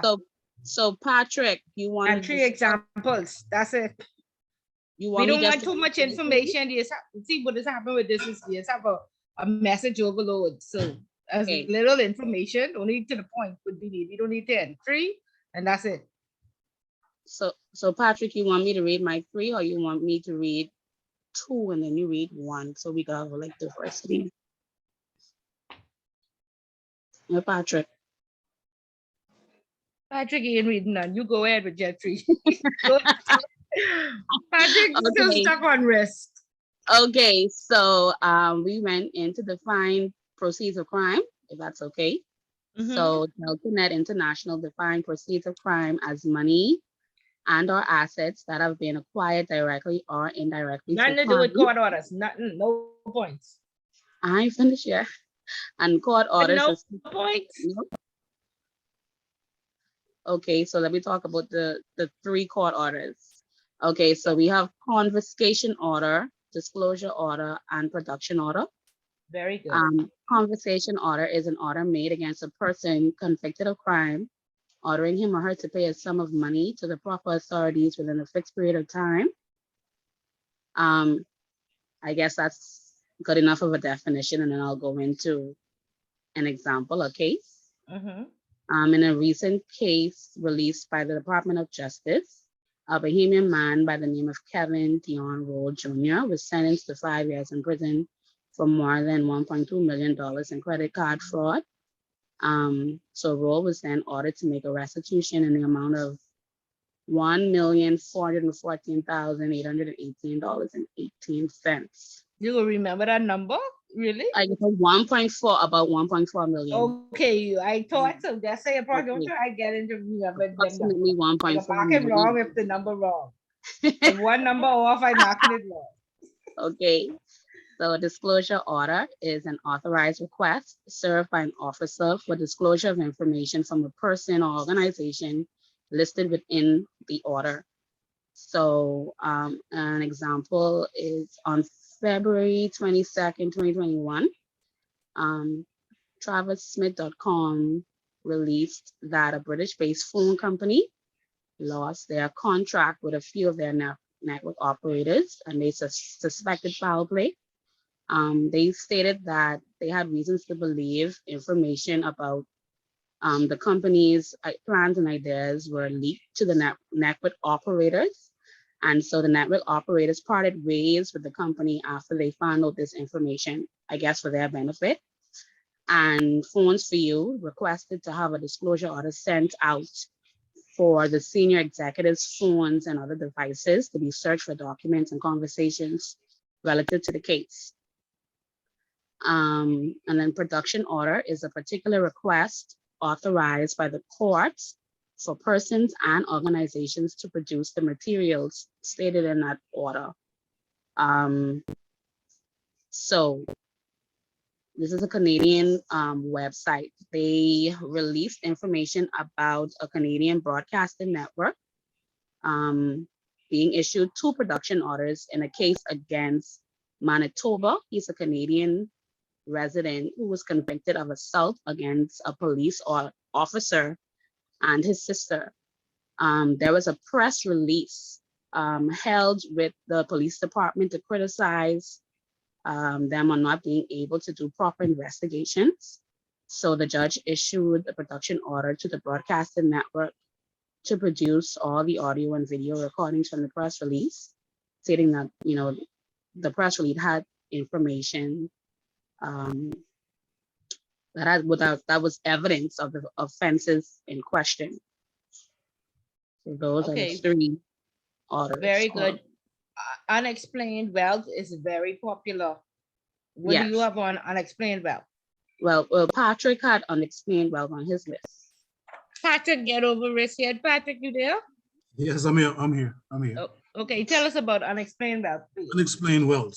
Unexplained wealth order is a type of court order issued by the court to compel the subject to reveal sources of their unexplained wealth. Unexplained wealth were introduced by Section 1(2) of the Criminal Finance Act of 2017. We have a local case here. I think it's still open, it's going on, that we mentioned early in one of our classes with Michelle Reckley.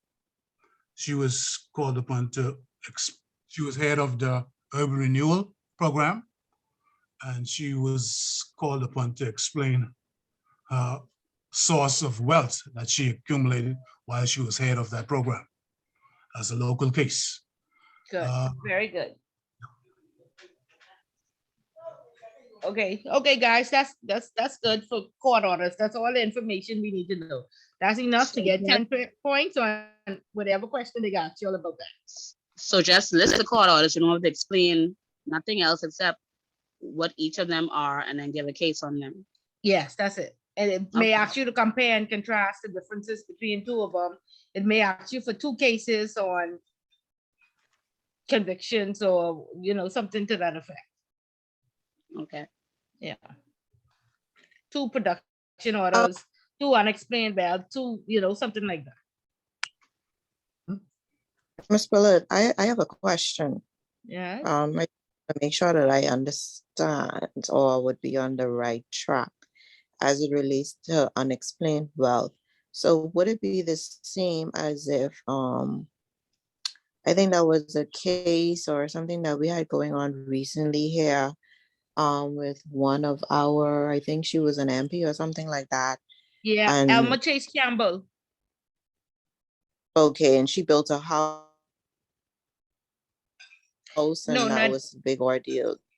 no, the role lady who built the house, that was guest rumors. Nothing was ever brought before the court for her. Is that the But Elma, same? Would that no, be considered or? Sorry, Elma Chase Campbell, she defrauded tourism is alleged that Hannah Son did. So that's okay. More of a relevant case. That one about gold was just rumors. Nothing was ever brought before the courts. Okay, okay. So that's why I say if you look at the Tribune or the Guardian, you'll say according to the Tribune or Guardian, it's alleged that this occurred. Okay. Thank you. Okay, you're welcome. Okay, good. Any other question on court orders? Okay, red flags indicators for organized crimes.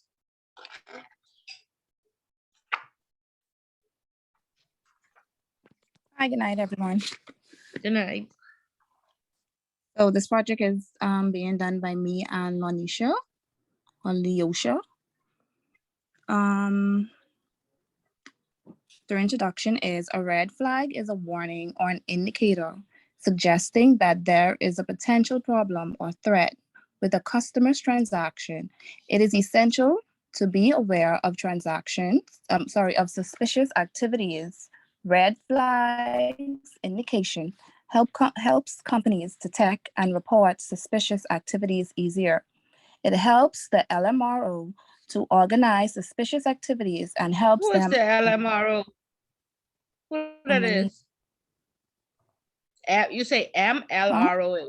You say MLROA. Yeah. Yes, ma'am. Okay, sorry, go ahead. Okay, to organize suspicious activities and help them write suspicious transactions report to financial crime enforcement. And then I have listed a few red flags indicators. I did like 3 of them. I just gonna list 3 to keep it short, and then I'll just give examples of, well, the meaning of examples of about 2. Okay, that's what fine. Okay, so one example would be use of money mules. And then a money mule is a person who is targeted by criminals to launder money on behalf of the criminal. And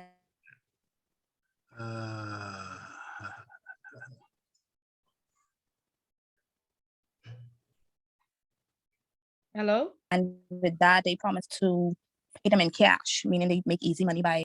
The other one is cash transaction, a large amount of and usage of high denomination banknotes. And another one is large numbers of transfers between groups and individuals, and accounts made in a systematic. Okay, so my example of, I have an example of a guy that walked into a bank. Let's say he walked into a bank, and he walked in with large, like let's say $50,000 to open up an account, all in large notes, meaning 150 notes.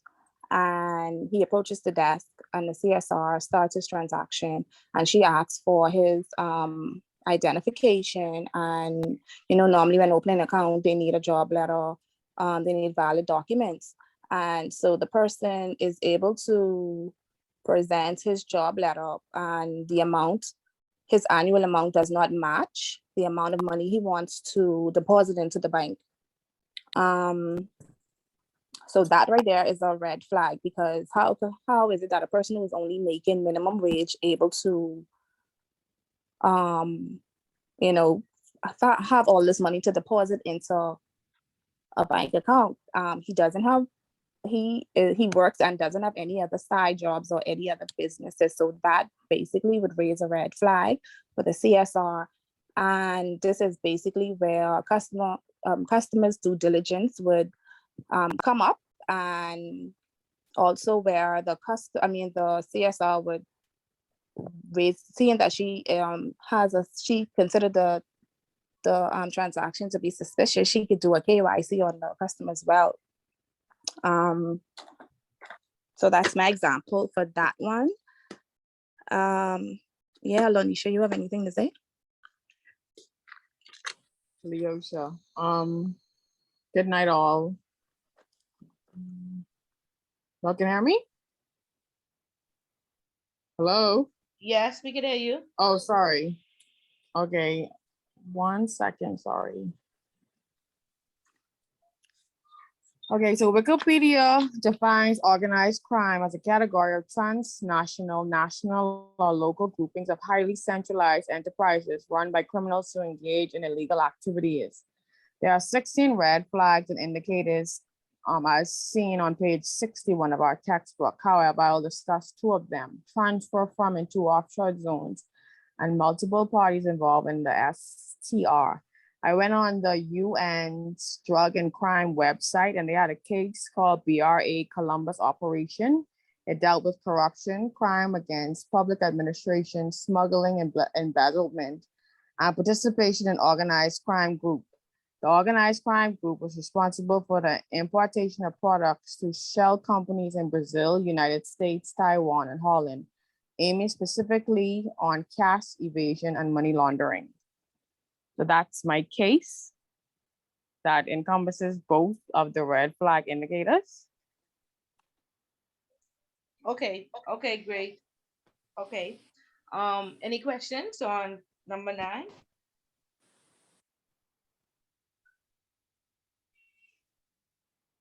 No? Okay, number 10, Renita. Sorry, Ms. Bullard. Hi. With the red flag indicators, if we answer that question, would it be just 3 also? Yeah. And just elaborate, expand on it? Yeah, just 3, yes. Okay, thank you.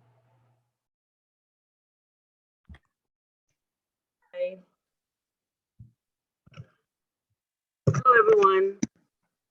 Hi. Okay, question number 10 was, the response to question number 10 was prepared by Renita and myself. And the question had to do with customer due diligence, simplified and enhanced, and what they are. Let's do a comparison. Customer due diligence is a KYC process that involves the corroborating of information given by clients and verifying whether or not the information is true and correct before entering into a relationship with that entity or person or allowing a transaction. We talk about 2 international standards. You probably will say, Ms. Bullard, not to elaborate, but we talked about the 2 standards that require risk-based approach as it relates to due diligence. The first one. No. Okay, no. All right, so we move on to the risk-based approach that is used to determine whether the evidence of identity is sufficient to satisfy AML CFT risk surrounding that entity, be it a natural or a legal person. And then based on the results of the assessment, low, high, or medium, it can then be determined if simplified or enhanced due diligence is necessary. Okay, correct. Now you're on track. So now elaborate on that. Okay, so if we're looking at simplified, let me just check my part now. If we're looking at simplified due diligence, that particular process, it is the lowest level. Okay, it is the lowest level of assessment allowed, and it is what's what I'm looking for, where the MLTF risk is lower. Measures must, however, be commensurate with the degree of the risk. An example of a lowered measure might be a lesser degree of ongoing monitoring. I guess an example could be if you have a client, a deposit client in a bank, and they're well known to you, and you know the business, and you know the type of volume that is coming to the business, you may monitor them less, and not the regular type of or the standard way of monitoring them. Decisions to apply the simplified due diligence must be documented, however, because it's like an exception, and it must be retained along with supporting documents, along with the supporting basis for taking that decision. In the Bahamas, where entities are subject to certain conditions, that is, entities might be regulated by other entities, there are certain exemptions and concessions that are made. These entities entities, for example, would be, you gave an acronym earlier, but they would be financial, was it supervised SFI? Is that Yeah, but supervised financial institutions, you don't put none of that on this. Okay, so we don't have to worry. You go and jump straight. They tell me but simplify, tell me but perhaps, tell me about enhance. I didn't quite hear you, but okay. I say, tell me about simplified due diligence, tell me about enhanced due diligence, and then tell me about PEPs. Okay, enhanced due diligence is more of a risk-sensitive form of CDD.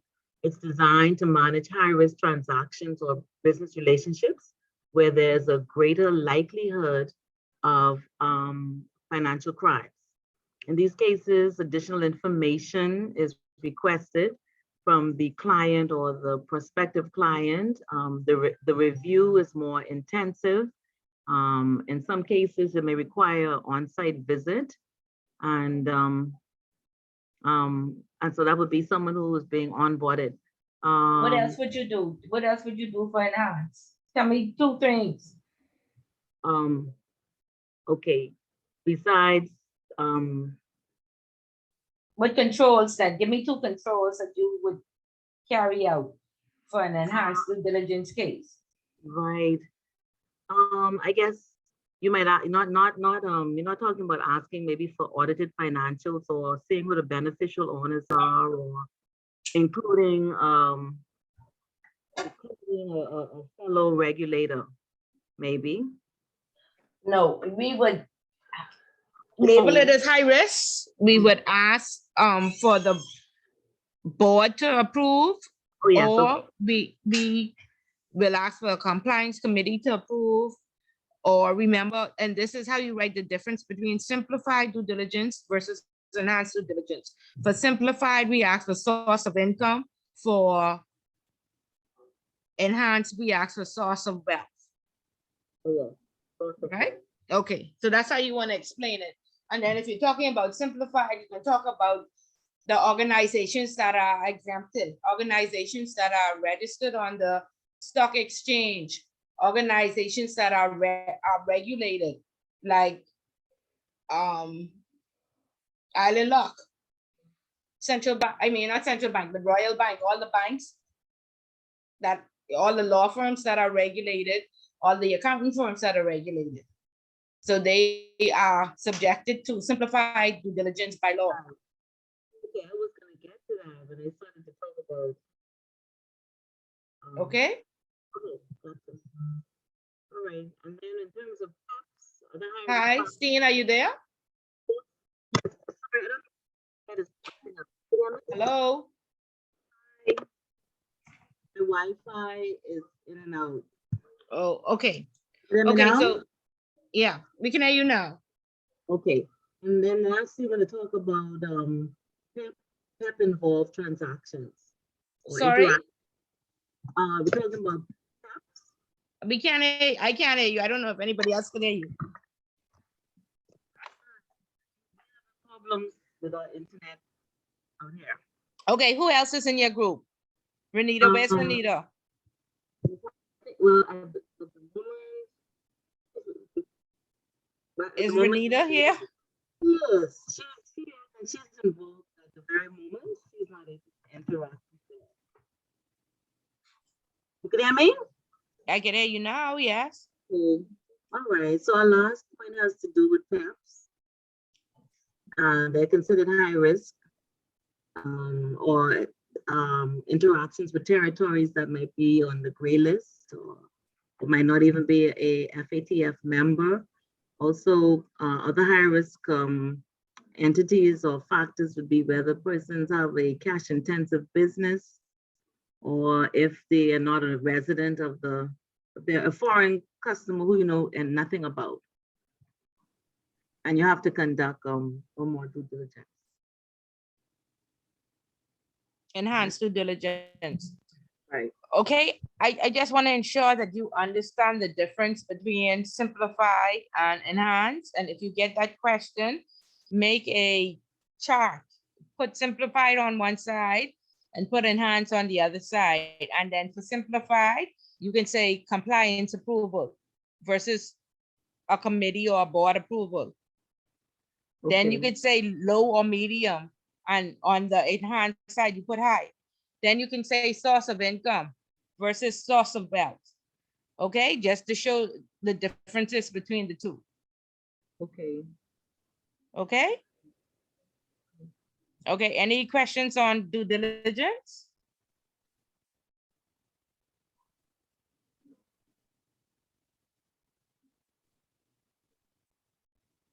No? You could repeat Okay, that let's, again, please, on how you want it to be listed. you want to create a chart, simplified on one side and enhance on the other. And for simplified, you want to say compliance approval. And on the enhanced side, you want to say committee or board approval. On the simplified, you say medium or low. And on the enhanced side, you say high. On the simplified side, you say source of income. On the enhanced side, you say source of wealth. You could say annually for enhanced and 2 to 3 years for simplified. So you just want to show the differences between the two. The various controls that you have in place for each simplified due diligence versus enhanced due And diligence. this is if I choose to answer that question. Yes. Okay, so it doesn't have to be an essay form. You could I just. was just about to ask that question. Yes, it, Right. you No, can you don't have open, you can open with a, customer due diligence, simplified, and, some intro you can say about it. And you could say, if it asks about PEPs, you could say PEPs, your mother, your father, your sister, your brother, close associate, and all of that. And then you could go on to, if it asks you to compare and contrast between the two, then you create the chart.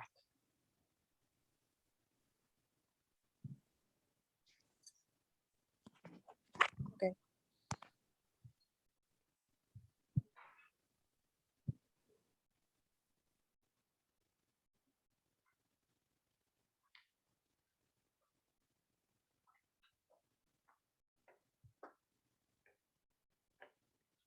Okay, so let's go to Anita and Brianna.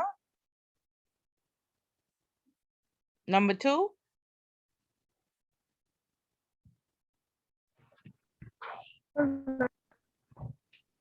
Um,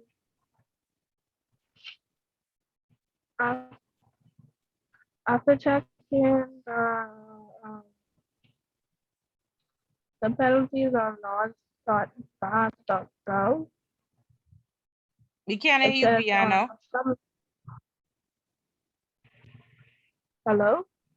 Hi, yeah, we can't hear you. Sound very far away. I don't know if it's just me or anybody. Can anybody else hear her? Andrea, can you hear Anita? I mean, sorry, Brianna? She's breaking up. Yeah, you don't sound very clear. Okay.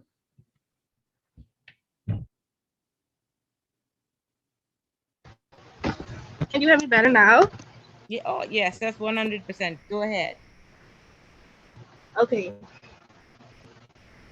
After checking the penalties on laws.bahas.gov, it says on summary conviction to imprisonment for a term not exceeding 7 years. Oh, sorry. It says on some conviction to imprisonment for a term not exceeding 7 years or to a fine not exceeding $500,000 or to both. On conviction on indictment to imprisonment for a term not exceeding 20 years or to a fine or to both.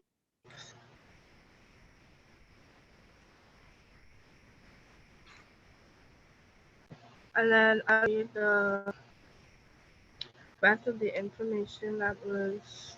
No, we only need the fine, because like I said, this is a multiple choice question.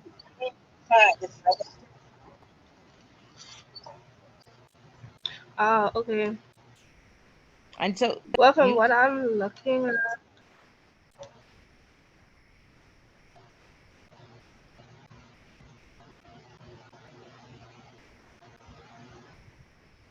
okay, section 42 says it is an offense to acquire, use, or possess a property which is the proceeds, whether wholly or partially, directly or indirectly, of criminal conduct, knowing, suspecting, or having reasonable grounds to suspect that such a property proceeds of criminal conduct. Having possession is construed to include doing any act in relation to the property. Penalty is on summary conviction by 5 years imprisonment or a fine of $100,000 or both on a conviction or information to imprisonment. Brianna, look at the screen. You probably, if you look at section 12, it's failure to disclose, right? And 14 is tipping off. When you get to the penalties, it says a person who commits an offense under sections 9 to 11 is liable to the 7 years, right? A person who commits an offense under section 12, this is 12 to 14, right? So you were reading the fine for 9 to 11. This is the correct fine, where it say a person who commits an offense under section 12 to 14 is liable on summary conviction to imprisonment for a term not exceeding 12 years or to a fine not exceeding $500,000 or both. On conviction to imprisonment for a term not exceeding 20 years or fine or both, okay? This is the correct, section 2 is the correct, not this top part. Okay? You see it? Yes, ma'am, we actually have that. Okay, so why you was giving us the wrong information?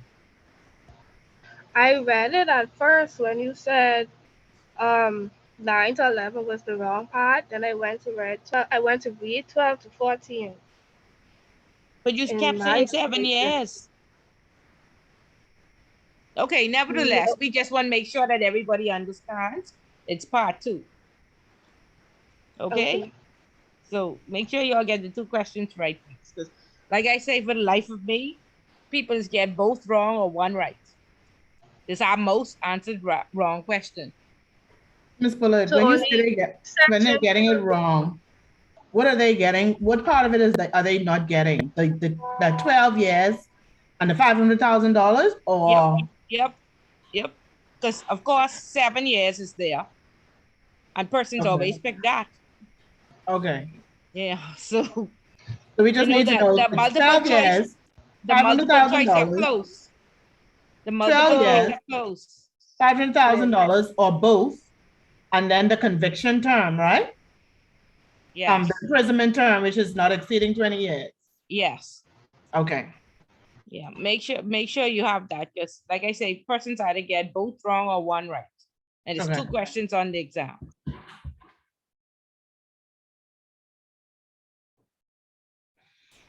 Can you repeat that, please?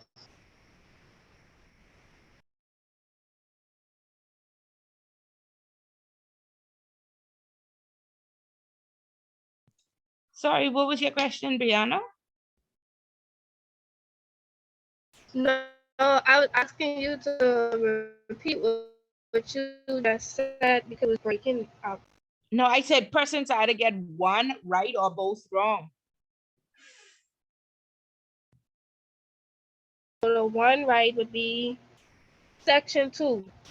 There are 2 questions on the exam. Which is So 12 years. they normally get. The fine is the same for both questions. So there's a question on tipping off, and there's a question on failing to disclose. So, Ms. Bullard. Ms. Bullard. Yes. So it's the B is for the failure to disclose then. Let's look again. I don't even see where I am. I close that out. Okay. And this is why you need a lawyer, because the law is confusing. You have to look at the number. 12. Failure to disclose is 12. Uh-huh. And tipping is 14, I think. Right. But the Right. penalty says a person who commits an offense under section 9-11. Right. We're So not we're not looking looking for at that one. Yeah, Right. but a person who So the commits an second offense one- under 12 to 14. So Right. this is the penalty right here. Right. But then if you look at this, A says on summary conviction and B says Uh-huh. on conviction. Okay. So that's the difference. One is summary Yeah. conviction and one is conviction. One is Okay. conviction on indictment, yeah. Okay. Yeah. But it's just the 12 years and the 500,000 that people don't seem to get. They always Okay. pick the 7 for some reason. I mean, because if you don't read it properly, you just see penalties and you jump right down there, especially how it on a separate page. So this might seem like a dumb question, right? But what is this? What is the difference between a summary conviction and a conviction? I am not a lawyer. I do not know. I will need to Julian? differentiate those in the exam then. No, it definitely not. But Julian, if you want to enlighten us, if you are aware, Julian, you in prosecution, eh? No? Oh, Julian, you enlightened. You in prosecution, Julian? What? Yeah. Okay, so what? I could assist to some degree. The summary conviction would deal with one where the person, to some degree, can appeal or ask for some degree of leniency. The conviction, even though there is a possibility to appeal, it is limited. And it would only be a reduction in the fine based upon which court or which judge it is before a magistrate. Okay, and then on conviction, they don't have the right to ask for any lesser charge. Right. Right. Okay. Right. Any leniency, yeah. Okay, great. Thank you. Okay, so that being said, Ms. Bullock, we wouldn't need to know the 20-year term then.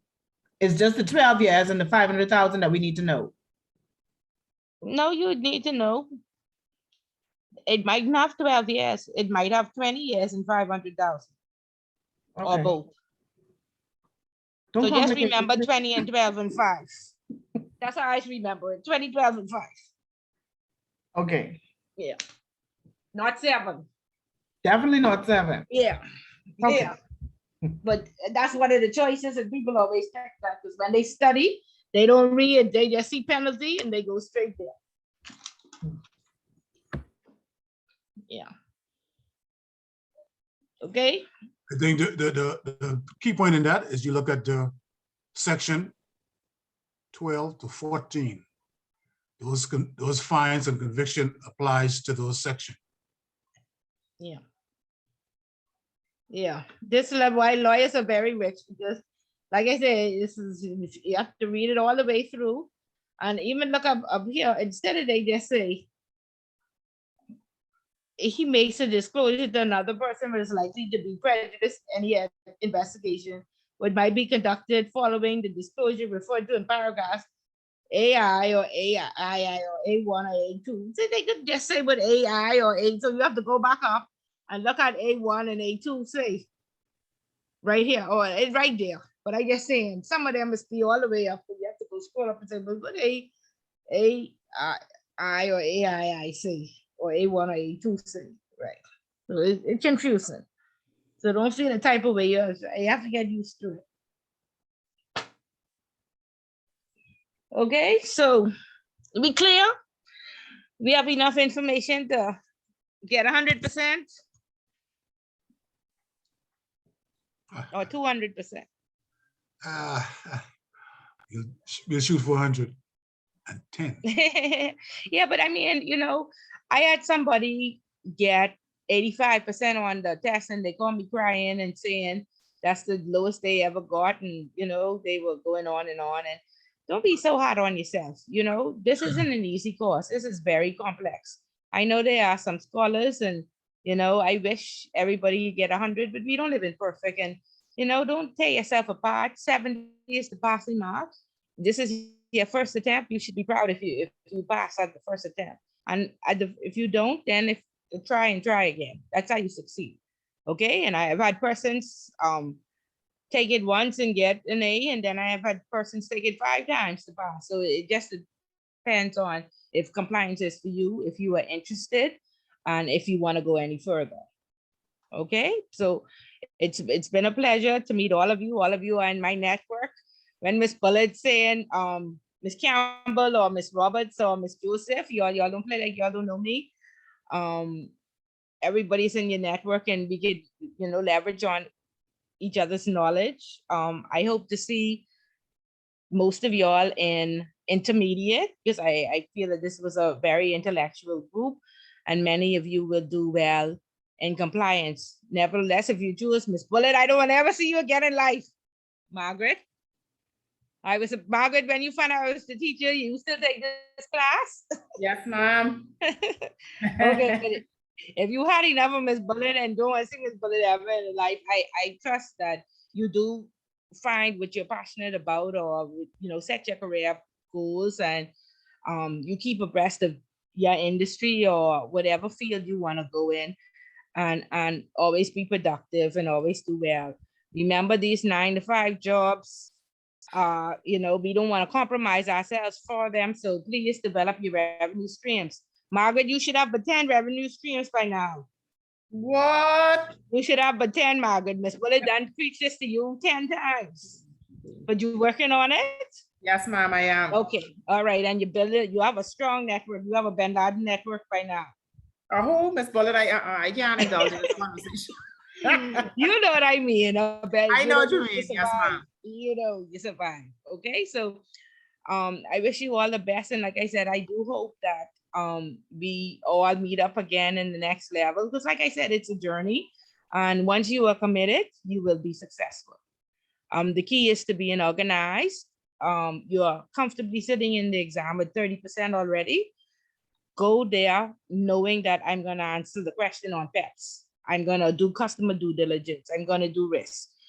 I'm going to do the money laundering crimes. Do your research, and I promise you, you will be successful. Okay, I see some hands raised. Go ahead, Margaret. You give us too much. You give us too much. Why you have to do all 7? Why we can't do 5?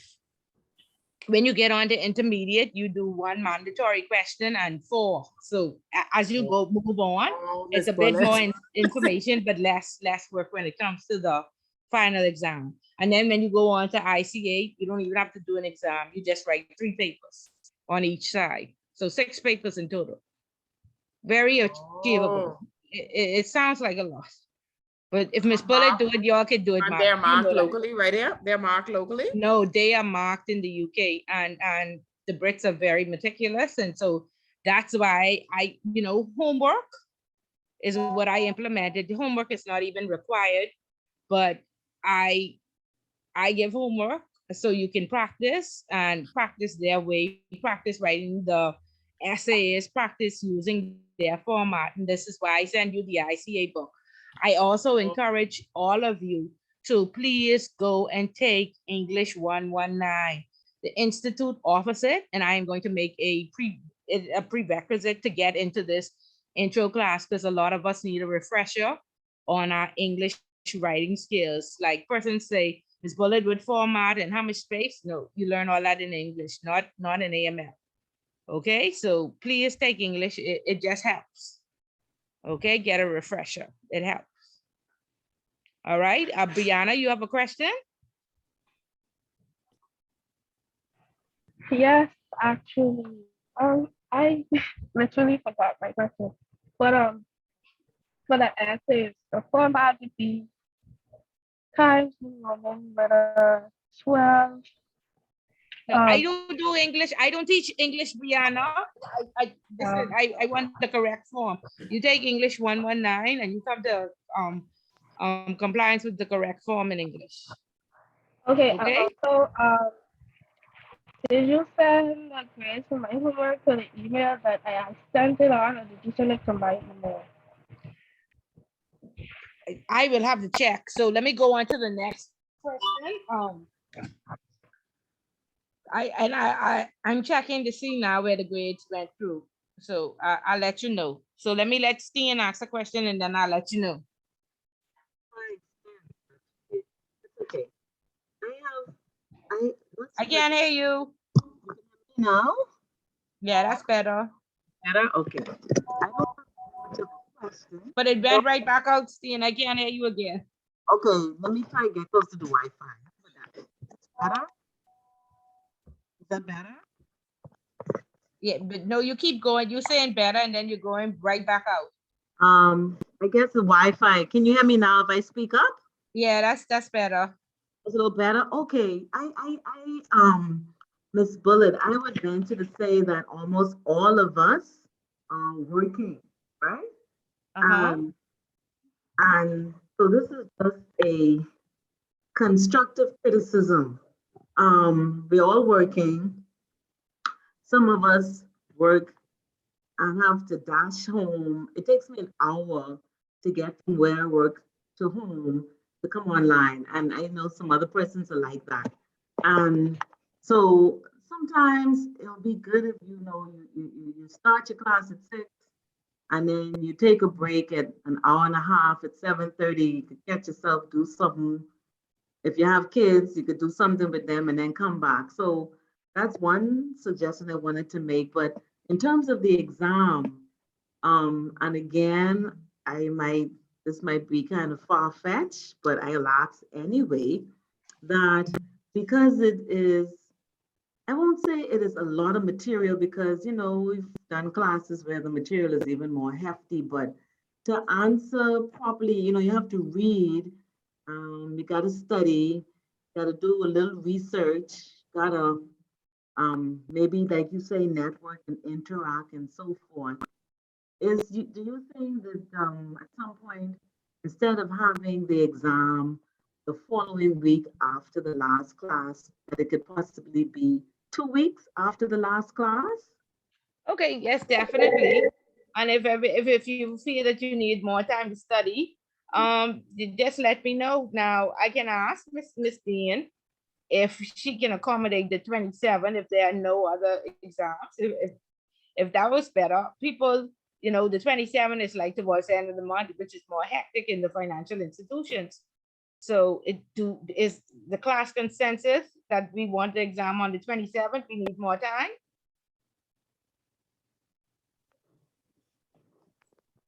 I would concur with that.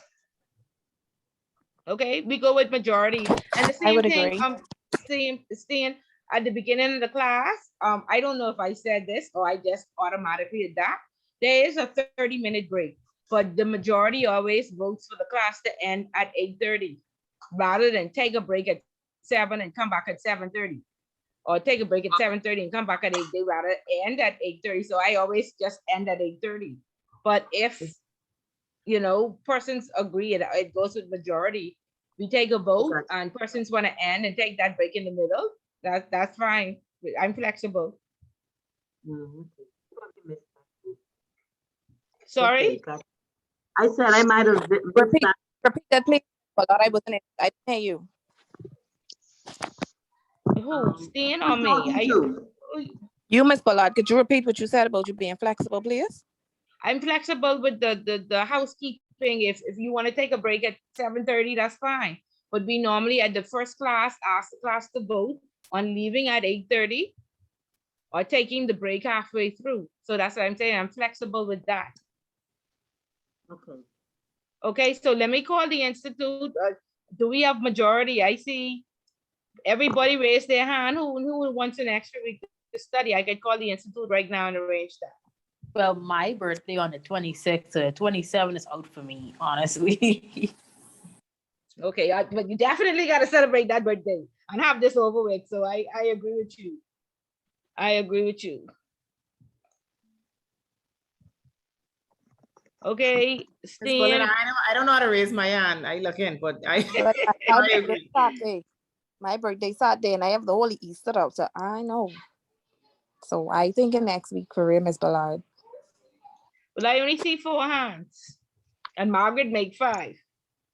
And we have 21 persons.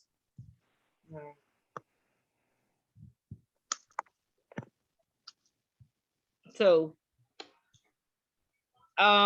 majority, again, seeing wins, and persons may have already, scheduled their time off, have their study leave and everything. And so what you could do, if you absolutely need the extra time, you could speak with Miss Bullitt, but Miss Dean, you have to let her know, because we'll have to prepare a separate exam for you.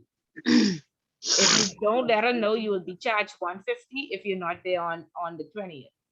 Anybody who does not show up on the 20th and wishes to take the exam will be charged $150 if Miss Dean does not have an excuse letter for you.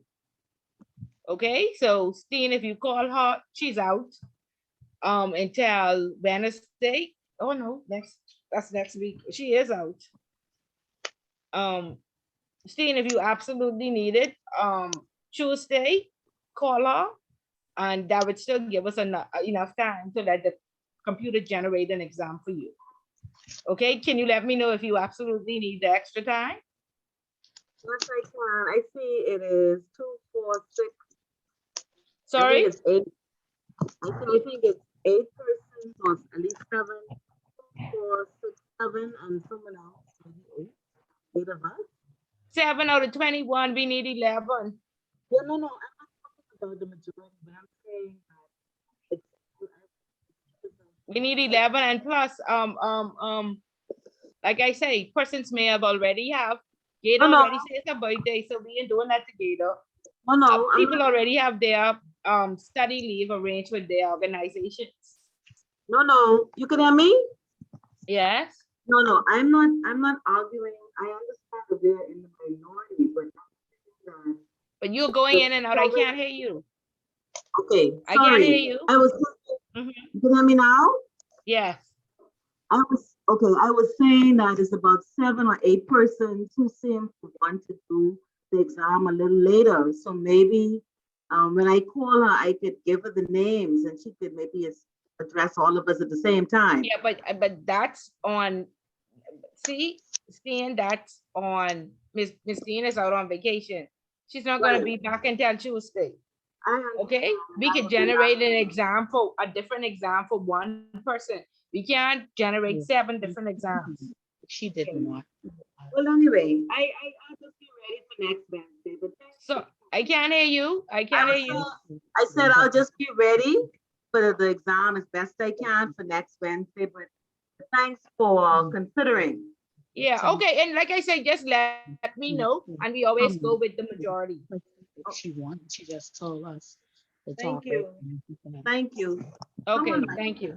But like I said, if you don't have a pre-arrangement with Miss Dean, please. I'm more than relaxed. Sorry, Simmons, you're saying something? Tanishka? No, ma'am, sorry. Okay, yeah. So yeah, please do not show up for the exam, because you will be charged $150. Okay, so please, if you have an emergency or something goes wrong, then you speak to Miss Dean. But everybody else is expected to be there. They're going to take the register. Please remember to only travel with your keys and your mask, no books, no bags, no cell phones. And remember, the exam is being recorded. Okay?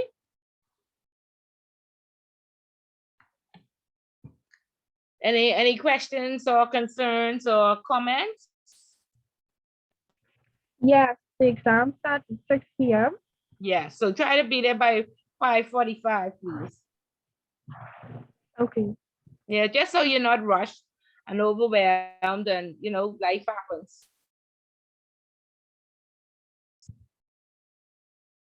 Okay, and Brianna, I'm still looking for your homework. I don't even see it. You didn't get an email, correct? No, ma'am. Would you like me to send it again? Let me just see.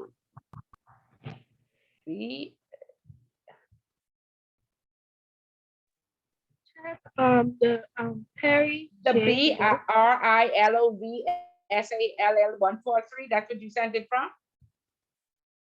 No, check Perry J. Brooks at hotmail.com if you don't see it from the Gmail account. Sorry, TERRY?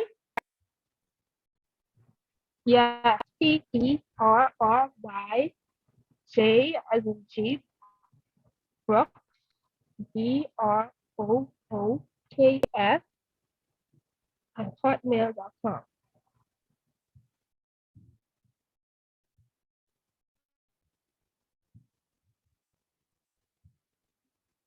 No, I don't have anything from that email address. Okay, I'll just send it to your email then. See, if you have not sent that already, we are no longer accepting homework. I sent it when it was due, but you're saying you don't see it.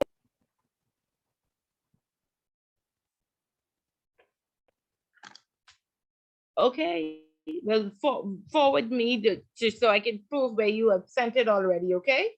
Just forward the same one that you already sent. Okay, I'll do that right now.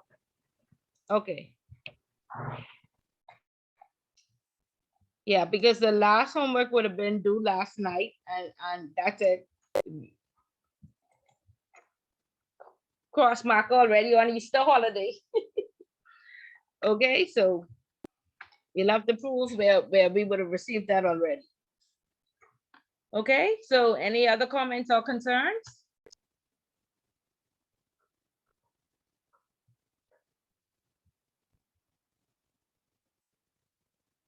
No? Okay, guys. Well, it's been a pleasure. And like I said, I hope to see you in passing or in the next stages of the class. Ms. Bullard? Yes, go ahead. Sorry. I was wondering, are you advising persons what they're going into the exam with, like the percentage of the 30%, the total that they would be going in with?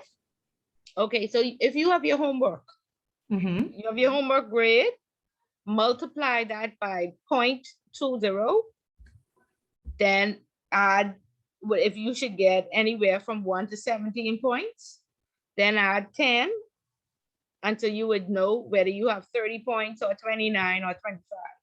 So if you got 85% on your homework,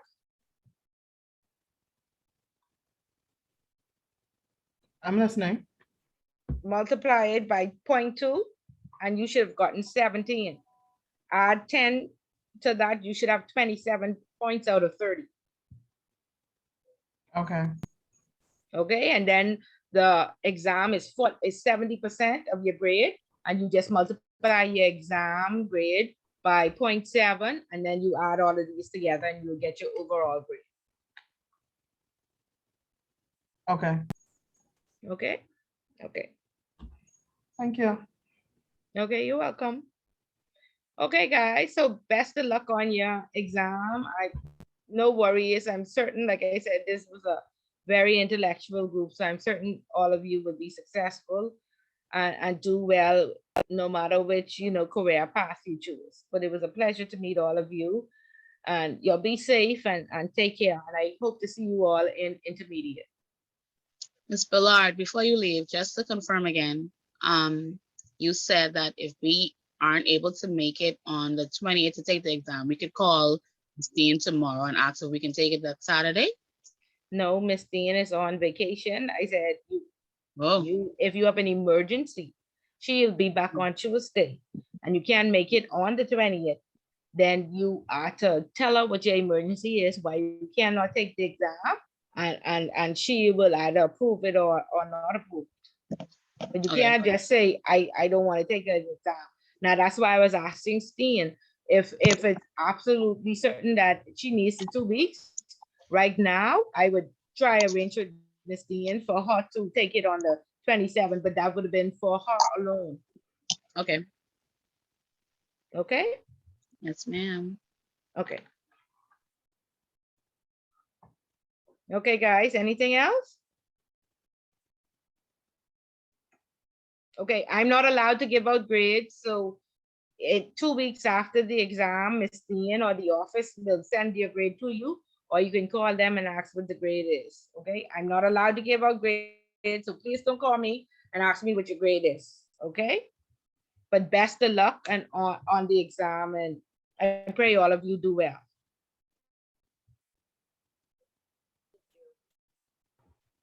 Thank you. Thank you. Okay, thank Good night, you. everyone. Good night. Good night. Have a good evening. Anita, you want to speak? That's this Brianna. I just sent it to your email. Can you let me know if you got it, please?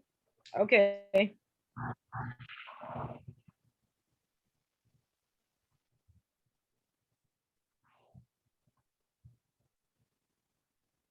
No, Brianna, I didn't. What email are you sending it to? T Ballard at 1800. T Ballard 1800 at gmail.com. Yeah, I didn't get that. Let me check the junk. Okay.